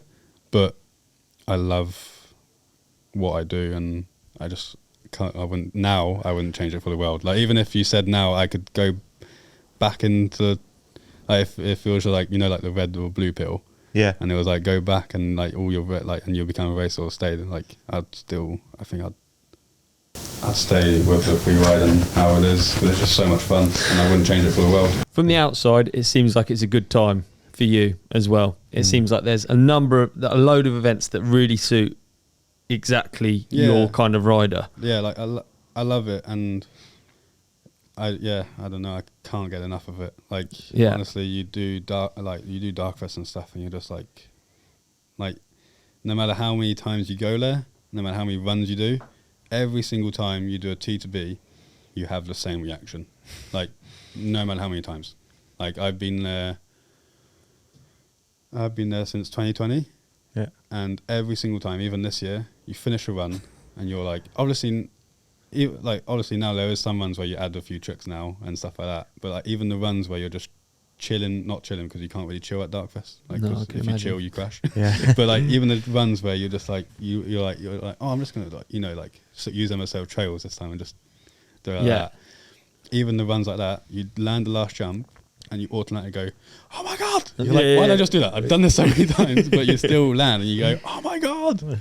Like this year, I did the course preview with a few of the others, with Ramsey and that, and like, I've already ridden the line for 5 years before, but for some reason I did the course preview, one of the first ones, and we were like literally jumping in the air, being like, oh my god! And it's like, well, I've already done this line so many times, but just the feeling of it, it's just like, you can't get the same. You can't get that from a World Cup track. No, definitely not. No, maybe if you've just done a run like Bruni or someone, you'd have to be winning to get that. Kind of. That's what I mean. Like, or do a run which you're really happy about yourself. Because like, sometimes I would do a run, and when I was racing, you would do a run, probably not the best result, but you're like, well, I've done the best I can. Like, so I just, like, that's what I mean. I was more disappointed in the racing when you do a run and you're not stoked with it. Like, I'd rather do a run that I'm stoked with and come not as good as if, I know it sounds weird and like, but like, I don't know, I like riding how I know I can ride, if you get what I mean. Yeah. Like, and it annoys me when I don't. Yeah. Like, yeah. So I'd rather just ride how I ride, and if that's now I don't. Have you had any big takeaways from this season? Have you had any things that you've discovered that you thought were interesting? Just like kind of seeing Jackson, his process kind of, and learning like a little bit from it probably, but you can learn, but you can't really put that into practice for yourself. Yeah. But it's just interesting to know what he's thinking and how he takes the pressure. And he was really tired after the last race. Like, he's super keen to go home and relax. Yeah. And I can see why. Like, imagine win four in a row. Everyone's going to want to speak to you. Yeah. And he's probably normally like quite a chill guy. So he'd probably hang out with similar mates and not. Yeah. Like, he's not super outgoing. He is for the race, I think. So he hypes himself up on a lot of caffeine, like, for the race. Does he? Yeah. Like, so what did you learn? What did you actually learn about his process that you found interesting? Well, it's hard to say. It's just like how he looks at the pressure, and like how he celebrates those results, you know? Right. Like, I don't think I ever took the pressure the right way. Like, if I'd qualified well with a race, I would probably be stressed. Yeah. Rather than celebrating the pressure. Okay. So you're saying like, okay, so he treats it as a positive. Really, it makes a lot of sense. These things are funny, aren't they? Because you discover them and you're like, oh yeah. Like, and it's super simple, but you're like, oh, I just did my whole 17 years wrong. Mate, it's so true. Oh, I qualified first, and I'd be like, that means I'm last man down the mountain. Yeah. This is going to be horrific. Yeah. I've got so long to wait and everyone's going to be watching. Oh. Yeah. That's not the way. And Loic's the same. And then also like Jackson and Ronan are the two riders that do it the most, but they really take a lot of caffeine and so on before the race run. So they're like hyper focused. Like I don't drink a lot of coffee, but I drink coffee at the race normally. Interesting. So you're and off my caffeine best and then on. performance normally for downhill recently have been like when you're hyped up. Dude, no, really. But you look at Ronan and Jackson, they're like more than hyped. Like they look like they're coming out of the nightclub at 3 a.m. Really, yeah. And Ronan sometimes like that because he's had too much Red Bull. So some of my interviews, people are commenting like, what's happening with Ronan's mouth? And it's just caffeine. Yeah. But 5 or 6 cans of Red Bull is pretty gnarly. I don't think it's good for your heart if you do that every week. But that hyper focus, I think that's probably really good for our sport. So you want it like that jittery feeling. You actually want that because when you're... I think so. Yeah. But then there's probably some balance. But I think you want to just be able to go like fully focused. Like sometimes you're not focused enough and you're like thinking, or you're not awake enough. You get tired before the start. Yeah. When you do your warm up sometimes because you like the nerves. Yeah, I bet. They make you tired, so then you're like yawning and you shouldn't be yawning when you... Do you know what? I think I always, like probably many people, talking to you makes me realise I always seek the right answer, what the best position is on a bike, what the best setup is, what the fastest way to race is. And I think talking to you makes me realise there really is not one answer, right? Yeah, I'd agree. I think that there probably is a wrong answer, though. Okay. Do you see what I mean? Ooh. And So- do you have the wrong answers? Yeah, you can set you. I think the wrong answers are relatively easy to spot, and you can Right. see things that are gonna cause problems in either a bike setup or a position or something. Yeah. And when you're on a World Cup circuit, they're not that glaringly obvious because obviously we're talking about the world's very best. And then you go, like I was at an IXS Cup pre-season at Fort William with Danny and Lena, and we were doing that event, and in your trackside there, and you've got a wider spread of ability, should we say, and you're like, this is interesting, right? And it's funny because you can see what why they're having these problems from a coaching point of view. And I'm not saying it's easy to fix, but I think you can help somebody improve. You know, I think coaching is still underrated in mountain biking. I think it's still underutilized in mountain biking. In any other sport, it's something that, you know, there is a technical model that you aim for and you try and practice it. And it's you know, we were chatting earlier about at dinner about like trying to switch off, and like when mountain biking is what you love doing and you come back and you ride your mountain bike for fun, it's kind of, some people find that a bit odd almost. And I've got to the point where sometimes I need something, a completely separate hobby, so I'm not thinking about anything. And I've started playing golf. And that's a rabbit hole because that's all a technical model. There's literally like, there's a million people on the internet who'll tell you how to swing a golf club. So some sports are really kind of lean into that. And then other sports, I think it's probably a bit harder. I can't imagine surfing, for example, is, you know, or skateboarding. Is there a right way or wrong way, or is it a style thing? You know, I've listened to some podcasts with skateboarders and they all talk about, you know, their way of doing it and expressing themselves. And I feel as though there is a technicality to it, but they're a lot freer in how they do it. Yeah. It's a great... What's the like number one thing that you'd say when you stood at the side of an IXS or whatever that's not a World Cup that you'd see and go, this is like a common thread that needs changing? I'd say that if you were to watch someone ride past you on a technical section and their heels are up and their knees are bent and their bum is back, you're going to struggle. You're not going to be at one with the bike. It's kind of a concertina effect. If you can get them to drop their heels a little bit more, push their knees a little bit further back and bring their hips in, they're taller on the bike. You find that they act as one with the bike. And that's something that you can see. Also, the fact that they can't really push any force through the floor. You watch the heels fluttering around because they're on their tiptoes. You know, any force coming kind of up from the floor as the bike's coming down into it, you're not really able to push back against because it's not a strong position to be in. Yeah. So you're trying to find a nice, strong position. And the other one is if someone's rolled their wrists forward to get their elbows up, you'll probably hear that as a common coaching cue, you know, get your elbows up. But there has to be like a split between the wrist and the elbow. You know, you do it, Bren does it really well. You drop the wrists down. So you're actually pushing behind the bar, not over the front of the bar. Yeah. And if you see someone who's kind of hunkered down, their elbows are up, but their wrists are going to just blow forward, they're not actually able to push down and get that grip into the front wheel as well. So those are sort of some of the things that you can see. And there are some riders that might break the mold a little bit in the way they ride, and some really tall riders kind of have almost a horizontal back, and then you've got people like Jackson and Danny who are quite tall in the back. Yeah. So yeah, these things, there's differences. Yeah. And how long does it take usually for someone to start adopting those different techniques? Is it something that takes like a lot of time to keep drilling it almost until you've got it, or can you? I think it's how aware you are. I think the things that I've found working with, I've worked with, you know, amateur riders to up and coming junior riders to world champions. You find the most dangerous people and the hardest people, should we say, to coach, the ones that think they kind of know it. Right. That's the hardest thing.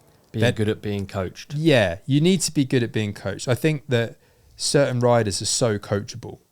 And that's not, that could be anything. That could be a technical thing. It could be listening for some advice on something. I'd say that's one of Danny's real strengths, is he's so coachable. He's willing to listen. He's like, what do you want to say? And Greg, to be fair, Greg was really coachable, you know, which again, you'd be like thinking, really? This guy, you know, he's willing to listen, but he always wants to get better. If there's something he thinks he could be better at, he's all ears. And Danny's the same. And it could be how you structure a week, or how many runs to do, or whether you think there's something he should alter. Because sometimes you'll come up with a line choice or a approach to a section, and you'll be like, look, I think you should do it this way. And then you'll present your evidence. This is why I think that. Okay.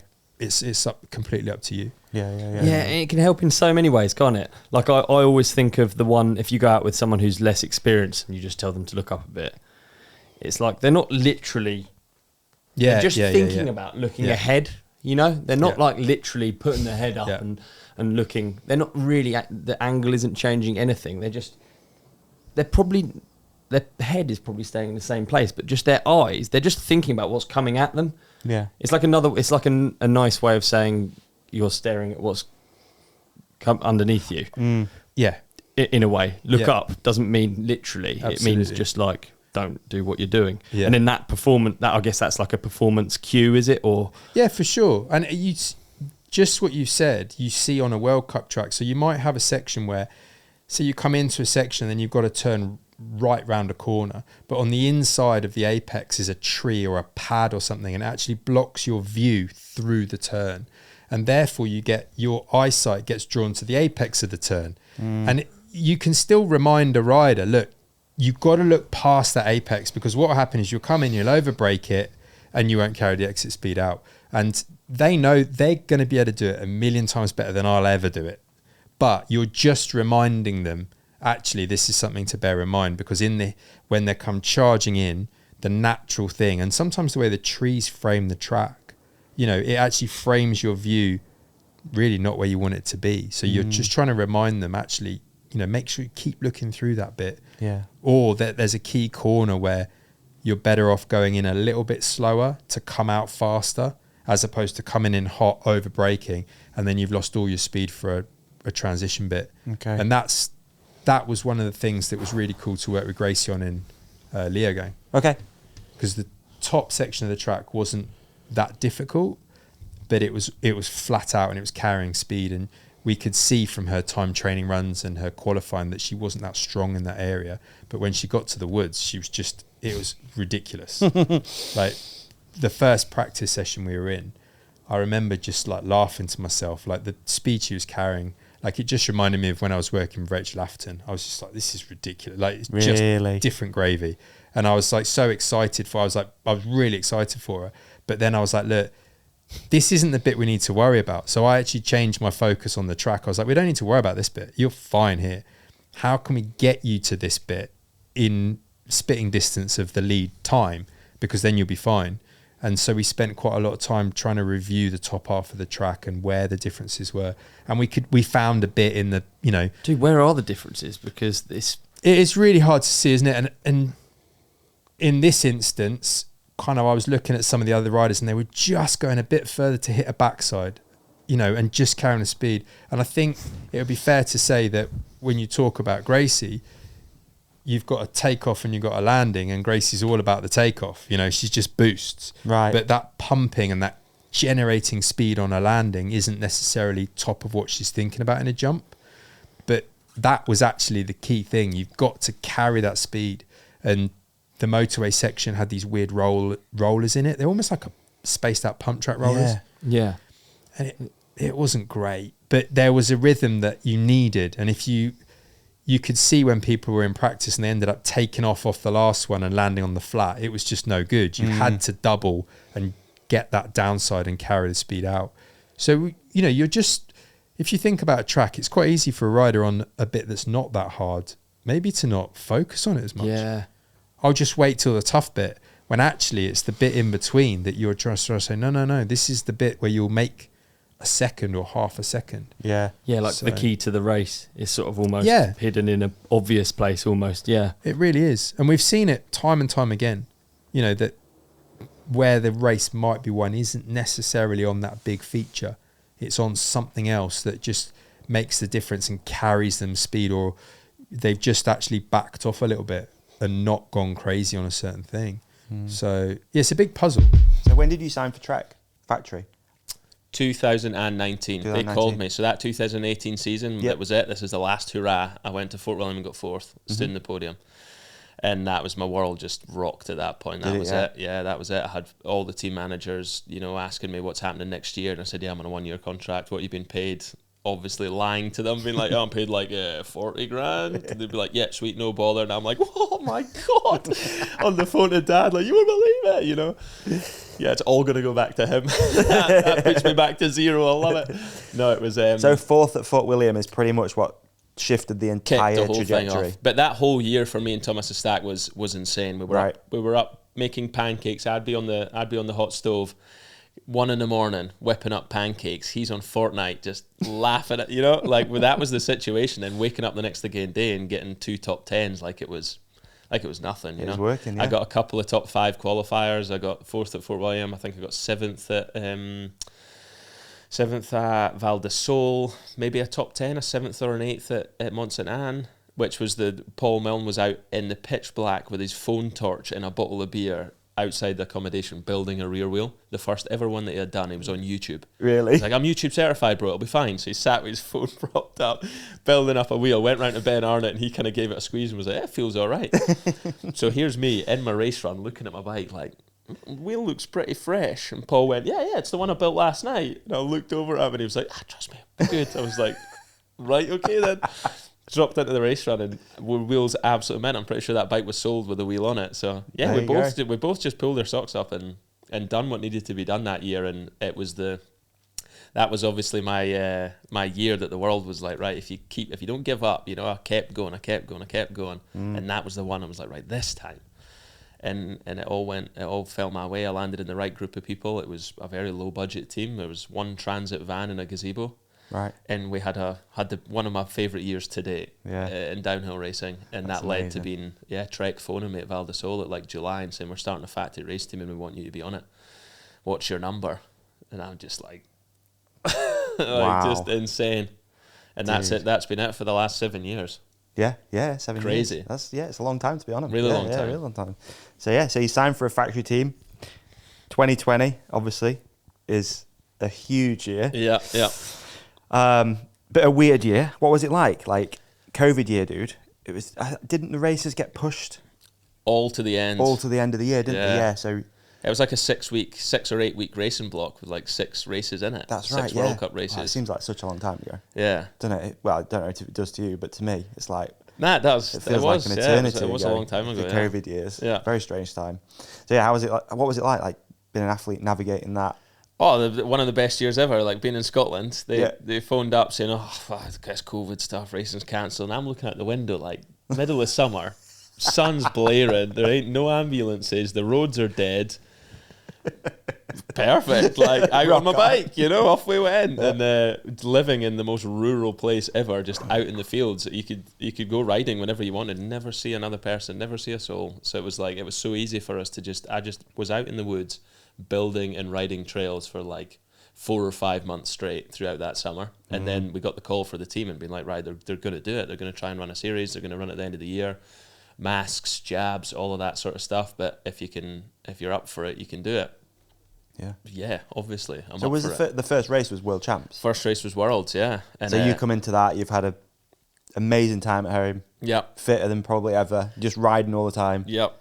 Feeling good. Yeah. Went to Schladming the weeks before, and Chris Kilmurray took some phone clips of me, and I posted them on Instagram, and it melted down Instagram. And people were messaging Chris being like, holy shit, he's going to be world champion.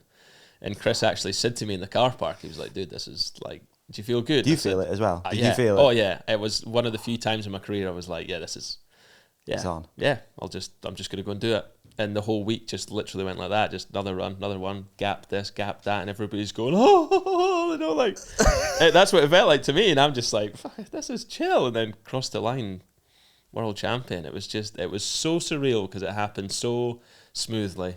Really? There was no like. I crashed, went off the track in qualifying and I think it was still like 32nd or something, but I think that knocked he's not just going to win. Because I was clearly the fastest guy, like that stump triple section. Yes. Out onto the motorway, that was the gnarliest section of track I think we've ever seen in a World Cup in like the last 5 to 6 years. Like it was proper, like one big massive route at an angle with a tiny little skinny rut, and you had to hit the route and let your bike get fully swapped in order to jump this triple, and like so many people couldn't do it and were crashing on it, and I'm pretty sure I jumped at first lap and then proceeded to jump at every lap since, and people were like, have you jumped the triple? And I was like, what triple?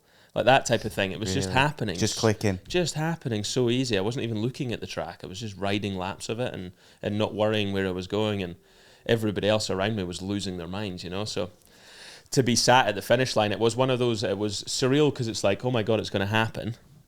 With the career I've just explained up until that point, how am I even sat here with a chance of this happening? But then when it happened at the same time with how I felt on a bike, I thought, well, if it wasn't going to happen this weekend, it was never going to happen, because I've never felt as good on a bike in my life. You know, it was an extension of me. I wasn't changing any clickers, just leaving everything, run it as you brung it, same bike at every race. It was just super easy, super simple, just so simplified. It's talking about what you did, going in on your own just with John, no information. The same with the last drop of G's Ridgeline. Oh, no, you did that. Pushed up and did it with just a mate. And had no information. And on Instagram, like looking at finding vids of it being done. You're like, okay, but he did the one before as running. And that's mate, like any hint not is running. Like, and But man, I went far, like dumb far. That's massive. Scratched on my lens on my stem of my goggles, like headbutting the bars. GoPro came off.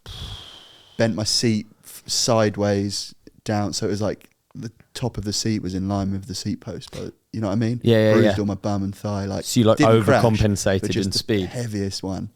Yeah. I'm always well Good impressed. Good experience though. Yeah. And then you like did it with no help and did it bad. It's cool though. I'm always well impressed with G's builds. I always think are really impressive because they require so much speed. Like he does everything. And skill. Nothing's ever like whenever you see his edits, you're like, that could have had another week of prep. You know what I mean? Yeah. And it's like, no, that's ready. But there was such high speed. It's like it's my opposite. It's my jumps wise, hitting jumps at that speed. I don't even know what a bike does at that speed. Even in like But then, but he doesn't need to ride him that fast. I think that's just him. Like he's you see doing like 80-foot step downs on some kind of rocky loose landings. Yeah, and you can see his bum drop off of lips like he's racing them, which just means you could do the line slower. But no, that's pretty cool. So isn't it? Cool. Yeah. And when he did that ridge line, I remember chatting to him about it, and he's like, pretty like similar to what Johnny was doing on the big hardline double, which is braking and then letting go. Yeah, which just means he's riding it like. Just like a boss, but unnecessarily fast because the edit's so sick. Watching him between stuff is like so aggressive, isn't it? Yeah. Sick. Big fan. Yeah, I am too. All of the lips look like well, it's because he's going so fast. The lips look like they're like big compressions, and then the bike's like sumped and then sailing. There might be a product of how it's built. It's like built to do it at the correct speed. 100%. That he probably does. Yeah. And then he'll do like a day of race runs down it, and then the cameras come on. And like you say, the lips look like they're wrong because they are. They're not built for that speed anymore, but he's just charging. Going so really quick. Cool. Probably why I got the last one so wrong, because I'm like I probably watched his vid. Yeah, definitely. Yeah. And then I pulled and he raced. It's weird to think that's the difference on a mountain bike is that much, pulling or racing, isn't it? Like the outcome is so big. Difference, isn't it? Especially on a drop. Yeah. And on a jump. But then on a moto, you've got a throttle, which is even worse. Sorry, I'm thinking back to very cool art. You know, Bren's The Rock, obviously you were there, the big drop. Like imagine for one speed, the variety of distances you could go based on what you did off it for such a slow feature. Yeah. It'd be like 25-foot variance, wouldn't it? Yeah. I find it. And he gets it perfect. We were talking, I was talking about that with someone. We were weirdly talking about sports psychologists. We were talking about what you say to... I was talking to my brother, who's a basketball coach, and he was talking about what you say in the timeouts. I was just asking him, like... That's a cool question. Nerd I want questions. to know the answer. But it made me think... it made me think about... Because I can't really... At Rampage, I don't know how to be a coach on any sport, whatever. But I think about what I'm saying more on Rampage finals day than the rest of the time. And I know I think about it a lot. So before finals, obviously we're all trying to like just make it a slightly light-hearted experience. It's horrible, as you know. Yeah. But I'd always ask Brent about his breaking points, and it's amazing the amount of information he can give you on where he breaks up to, because he's working all out on his own, like like exactly what we're talking about. You got a team around you, but like, what can I say? Yeah, I reckon that's fast enough, mate. Yeah, go for it. Yeah, bit more squeeze. Yeah, like I will say when I think I actually have any useful information, but most of the time you know he's going to know better than you can tell from the sideline, isn't he? Yeah. You know that he knows the answer. He just wants to say it out loud. Yeah. Yeah. So then on finals day, I'll just ask him questions and get him to go over it because he'd never done a full line. I think it's really important to remember those breaking points and stuff. And then we were talking about finals day. Obviously, he'd never flipped that canyon. Blah, blah, blah. Going on about Rampage again. But it is sort of interesting. It's big. So he's never flipped. He flipped that canyon in 2019. Yes. He's terrified of flipping that canyon. Literally just like absolutely doesn't want to do it. Morning of finals, rides it and overshoots it like 2 times. Horrible compression up the lip. Went too quick in and just the lip's made so you can go make a downhill bike go upside down and travel 50 foot distance, yeah. So it's like actually a horrible lip. It's not like nice, but it does the job. But I can't then go to him, go slower. Do you know what I mean? Yeah. And I believe personally that he probably should go slower because he's going to be pulling up and it's going to give him more distance. The flip's going to give him more distance in the instance of a long jump. Yeah. God, see, it's so complicated, all of it, actually. And it's what a useless thing to have so much information about. And it all just comes together and works. Yeah. I've seen him do it. In Leger, there's this really, really off-piste steep shoot, and we were about to drop in, and I said, how are you going to stop? Like, it's one of those ones where you're like, well, you're not. You just got to deal with it when you're down there and slap the rut. And he's like, no, just hit that stump. I was like, what do you mean? He's like, watch this. And he went down, and there's a stump with some dirt on it, which to me is like a lip. Like, don't go off that because then you're off the ground. Yeah. And he like did a press up off his bars as his front wheel met it. Got all of that traction that we spoke about before. Do you know what I mean? And got rid of so much speed, and then didn't take off the stump because he got rid of that speed and like used it as a reset. And then, and you're like, great, that's how you do it. And I can't do that. Yeah, it's true, isn't it? But like, it's true. It's interesting. He's a king at braking, but I'm looking at that thinking, right, don't hit that, and he's looking at it and saying, that's my ticket. So interesting, dude. Yeah.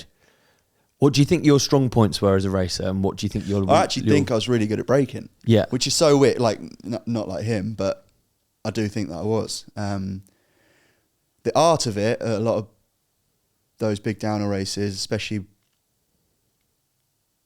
like big events in Europe and things where it's not dirt, you're on rock a lot. It's just not locking up. Right. Because you start locking up and you're on some steep with a bit of camber, like you fall with the camber the second you lock. Yeah. So it's really modulating it. But I don't know how I learnt that. Grew up riding a one brake hardtail.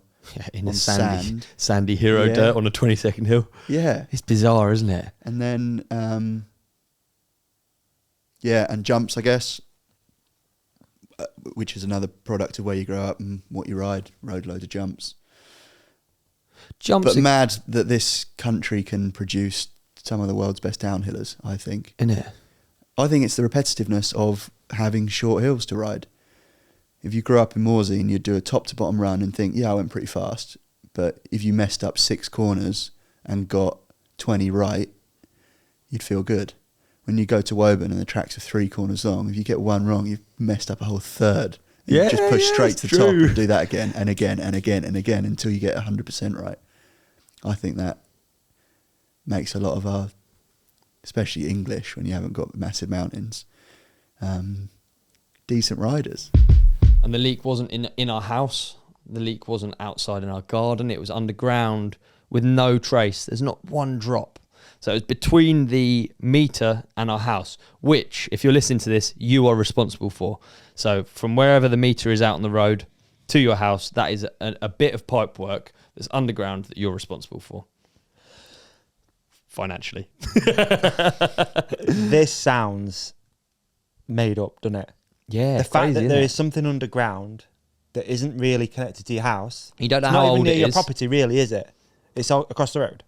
No, it's underneath. It goes from outside my house, underneath my garden, to my kitchen. Okay. That's all. It's so like you can't see not it. That far. You can't see it. You don't know if it's leaking. You don't know if it's leaking. But because it's after the meter. That's correct. Yeah, it's your responsibility. Oh, it almost sounds made up. So it'll be the same. Like a con. I don't know, but it'll be the same with gas, I would imagine. Although maybe they have to connect. Maybe the gas has to be connected by.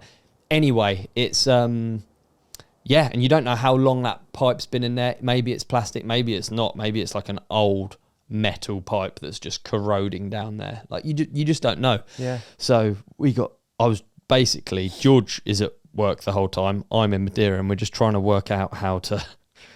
In the end, honestly, Bren went over. I couldn't get a hold of anyone. Bren went over and just turned the water off because I was losing 10 meters cubed of water a day. So that's 10 meters cubed. If you imagine, that's 10 tons of water. God, it's about the size of this room. Bigger. You ever seen an IPC, like those water things? So 10 of those a day. It's a lot. A lot of water just going underground. How long do you think it's been going for? I don't know. I could look through the bills, but it's a bit painful. I don't know. It's been going on a while. It's between our last bill. So I think bills are quarterly, are they? Water bills quarterly? I don't know. I don't remember. I mean, to be honest, it's completely irrelevant. It's $5,000 ago. So then it I'm almost organising. feels like a con, dude. I'm sorry. Yeah. I mean, obviously, when you told me, you just like, well, this is wrong. Like, it's really frustrating. Surely it's wrong. There must be something you can do. And then obviously you are stupid. You're going to exhaust all those things to try and figure it out. Absolutely, yeah. so it's like everything, like house insurance. I'm not a person that goes through all of the little tiny details of that. So I don't think anyone does. You're not like instantly like, oh yes, we have this allowance that I'm covered. Don't worry. So I wasn't covered anyway. So. And obviously I'm away and George is at home and she needs water for way more things than you kind of instantly think. You know what I mean? So we ended up having... Actually, did it happen before I went away? Or this happened while you were in Madeira? No, it was whilst I was in Madeira, yeah. So she was having to fill up water bottles at work and bring them home and do do the washing at home, and then little things like going to the toilet, you just have to do that off-site then, because you can't flush the toilets. You got one flush each toilet. That's it. You got to make it count. Yeah. So so that was rubbish, dude. And then I was trying to remotely organise a new main, because basically you can fix like a leak, but there's sort of no point because it's already leaked. So you can find the leak. Which they put cameras down, is that right? No, they actually leak gas. They pressurise it and put gas through, and then find out where the gas is coming out of the ground. I think that's, I don't know, but I think that's how they do it.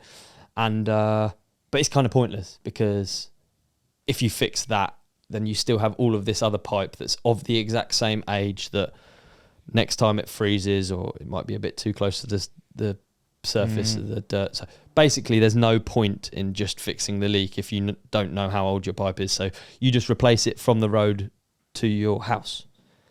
I don't know if this is the most boring chat ever. I'm sure it's the people most relatable will be thing you've probably talked about. Yeah, maybe. For ages, maybe. Not for ages. I didn't mean that sounded so offensive.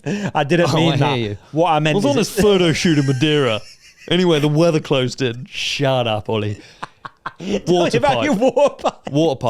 But we've had this before.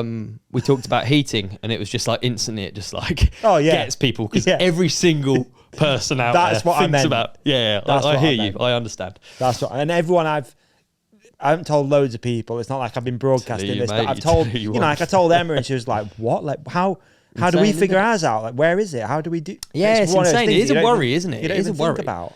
No. So anyway, I know I'm covered for something on the insurance, so then I'm trying to do the right thing and follow the correct procedure for insurance, because insurance people are slippery. Other than lacquer, they're rather slippery. They can be slippery. So I did all of the correct thing in the hope that someone will throw a small amount of change at me for something. So you have to follow their guidelines for like which people to use and all of this. I got a price back for a new main. It was $3,000. They had to fire a mole underground to get a new pipe. It's called a mole. Oh, right. It's not a mole plough. That's what I thought it was. Okay. Which is this is super uninteresting. Probably I can actually see you glazing over No, as well. I'm still thinking about a mole going underground. Well, it is pressurised. Yeah, they hammer through, so they can go, I think it's like 15 metres apart or 13 metres apart. So you dig down, let's say you dig down a metre, and then you can fire 13, 15 metres, and it just goes in a straight line, and then you can put pipe through. Right. Or it drags pipe through. Okay. So just to clarify, so the water meter has a pipe coming off it, which goes to your house. Yeah. That's done. You can't reuse that because you can't fix it. 'Cause it's old, you can't trust it. And you can't sleeve it. You can't rebore it. You can't go back through it with plastic. You don't want to bore it out. You don't want to make it thinner. There's nothing you can do. Okay. I mean, also, if you imagine excavating around a pipe, it's much easier to just make a whole new hole and a whole new pipe. Yeah. So that's what we did. That was $3,000, and the insurance covered 1,000 of it. That's nice of them. Yeah. So there you have it. Call them out. Bit of a stinger, eh? Who is it? I don't even know who the insurance company is.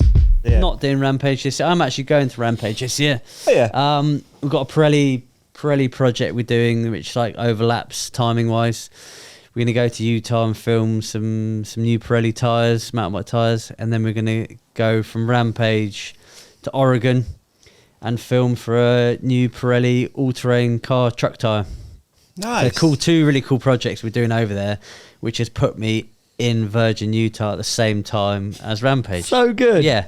So I'm going to be there poking my nose in and just having basically the guy that my Pirelli product manager or athlete manager, Alberto, has sort of planted that seed of what to do and the dates. And I was like, yeah, but that's Rampage time. I was like, do you want to go watch Rampage? He's like, oh, yeah, that'd be so cool. He's like, I guess we could. Yeah. So, I'm actually really looking forward to going and being there. Nice. Having a really good scout around everywhere, because we never get to see everyone's lines, do we? No. So we just have a look at It's actually on the hill, not just sorry, for not a day. No, well, I'm going to go and watch the ladies and then the practice, and then I'm just going to go 3 days just like walking about, ambling about. Wow.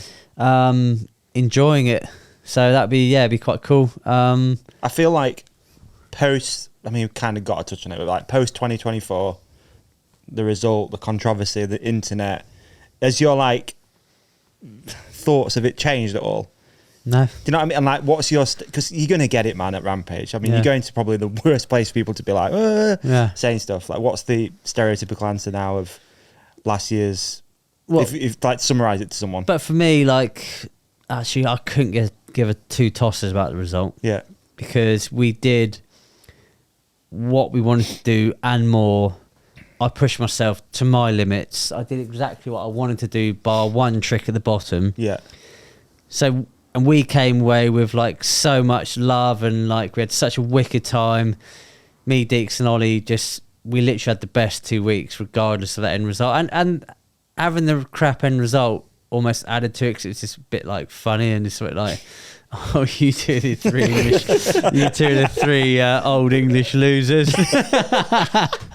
So, but like to honestly answer your question is, I've taken a lot away from that event. It's been super good for me and my partners and sponsors, and we've learned a lot. We've had a wicked time. And we've made great friends, we've made great friends out there, like, all of the team, Todd, all of the team. Yeah.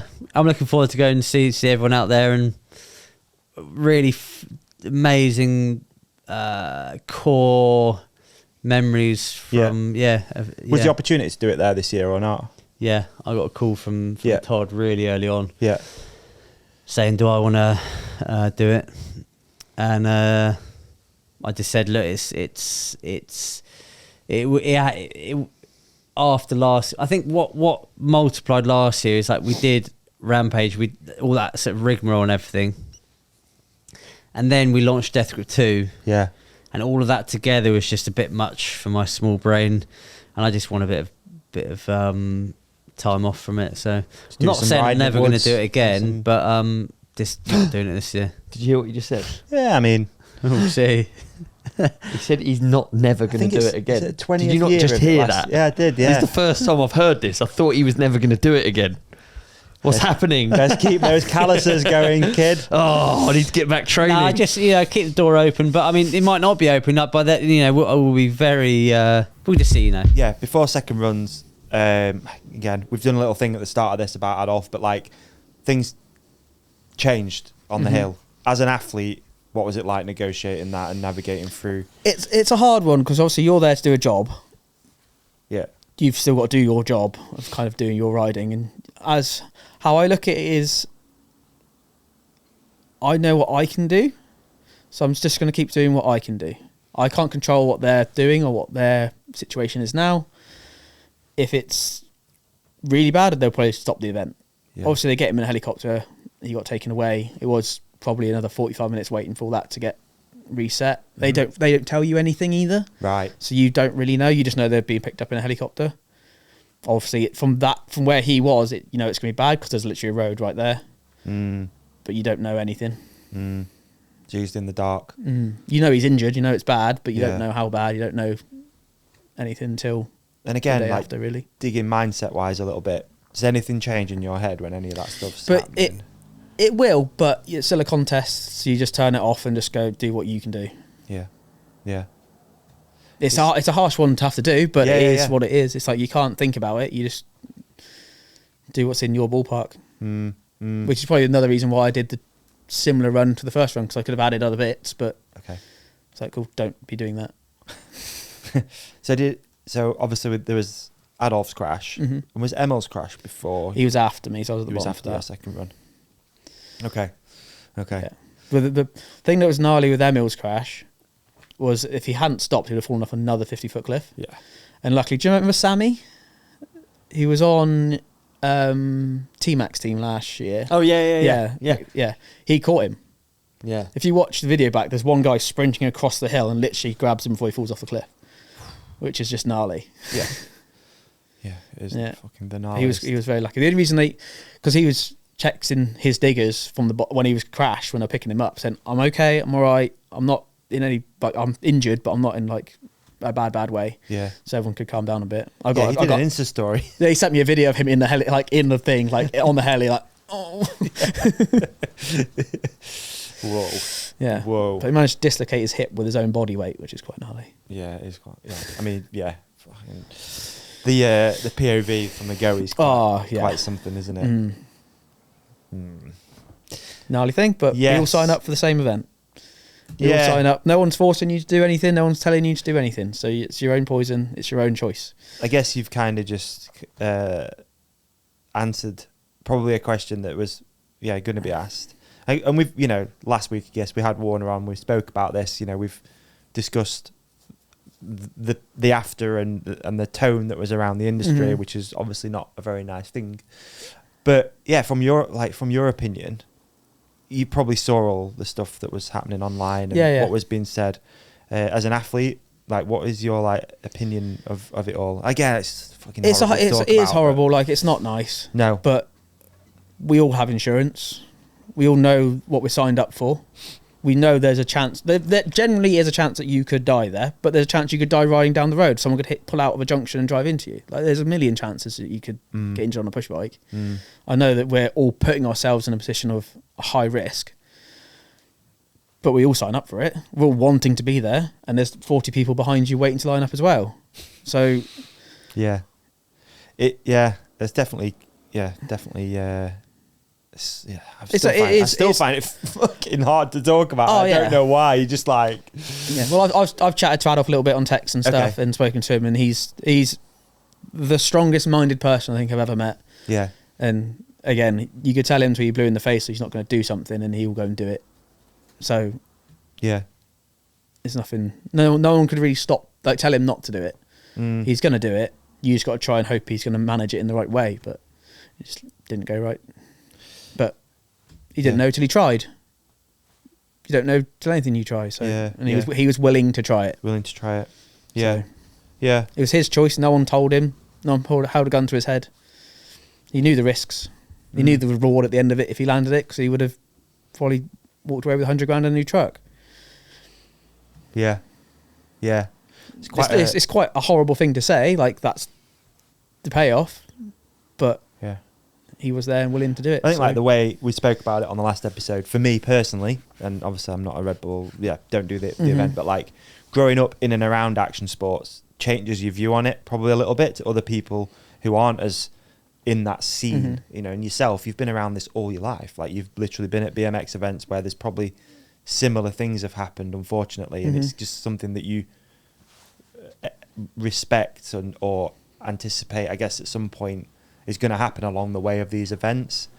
I don't know why. It just felt different this year, and I don't know why. It's hard. I think it's hard to put your finger on what it was. I think the internet also... Oh, yeah, the internet just doubled down maybe on it. Doesn't help, right? Because then that's all you see, and you're just whoa. And it makes you question... I don't really like talking about it, but it makes you question... It makes you question what you think. Yeah, exactly. Because you already know what you think, and you already know... But to be honest, I already knew what you were going to answer. Yeah. And then when you see it, you think, is it all these people right? Is this... I think that's what it is. Yeah. It's why it makes me go quiet. I just think I think I understand the world, and then when you hear all of this stuff, you've already pieced it together. You already know about it's all the people that I assume a lot of the people commenting are just thinking it's disgusting that people aren't just paying straight away for his recovery, I guess. But it's just I've got good insurance that covers everything. So I don't know what's happened. This is the thing as well, and I don't think we spoke about it on the last episode, but obviously there's all these comments of this brand needs to pay for this and whatever. Yeah. But that does happen. Yeah. They just might not necessarily be shouting about it. Yeah, and that's impossible because you can't do it right. You can't can win. Never do. What makes people happy? Horrible. What's happened? Yeah, you can't do and it obviously, right. Obviously, the company that they're pushing it towards is obviously one of the wealthiest companies in the industry, but they're still only a sponsor of the event. Yeah, and it's like going to the World Cup and Budweiser sponsoring it, and then people have been like, why aren't you paying for? Yeah, mate, it's a lot, but also again, it depends how in deep you are with the industry, I guess, before you start going, actually that energy drink actually does have that charity over there. you know, and you know that athlete who got hurt still has the hat on with the thing. Like, yeah. He starts, you know, unless you're really in it, maybe you just don't see these things. I don't know. And like, brands are going to be helping. No one's going to be like, there was just that feeling after, and again, sorry to bang on about it, that people have this opinion that these people yourself are just these like show monkeys, and that, oh, you hurt, oh, see ya, like, no good to us anymore. But that's like, it isn't true. Like these people and your brands that you work with, the friends, the event organisers, probably friends, like no one's out to scam people and exploit people. And there was just that feeling, maybe it just comes from a bit of like, I think naivety and a bit of ignorance around how all this stuff works. And I think it's naivety from non-bikey people as well, because they just think it as a show. Yeah, they class it as like almost. They just see this daredevil. Yeah, and it's like they don't. And again, Ollie spoke about it on last episode about like Adolf has probably done more double flips to wheels than anyone ever. Maybe I don't know. I'll put him to competition for that. For sure. But like, it's just that one, unfortunately, that hasn't gone to plan, and it sucks. It's horrible. Yeah. So he was pushing the envelope for push bike riding. That's literally what he was doing, and it didn't work out. And again, you know, but you don't know till you try, and he was willing to try. And it could have been the greatest show ever. He could have, Again, he could have walked away with 100 grand in a new truck. Yeah. And he was willing to risk it for that. So. Yeah. Well, that's my opinion of it, anyway. I mean, you're an athlete, mate. You're in it. I think it's it's good to hear from someone that drops in. I think, you know, like it's all very well us like being like sofa pundits kind of thing and giving you tuppence, but like unless you've actually dropped in, you don't know what it's like. You don't know. Mate, what an episode. Brilliant. I thought you were really great, Davey. Mate, and I thought you were even better. Thanks, dude. Better than normal. Oh, cheers. Hey, how about we tell our lovely podcast community to hit subscribe here. Yeah. Click on the video on Ollie's face. That's right. Click on the video on my face. Yeah. And follow us at The Ride Companion on Instagram. They can like and comment as well. Please do. I'm going to try and get this energy and I'm going to bring it into next week. Let's fast forward to next week's episode. Done.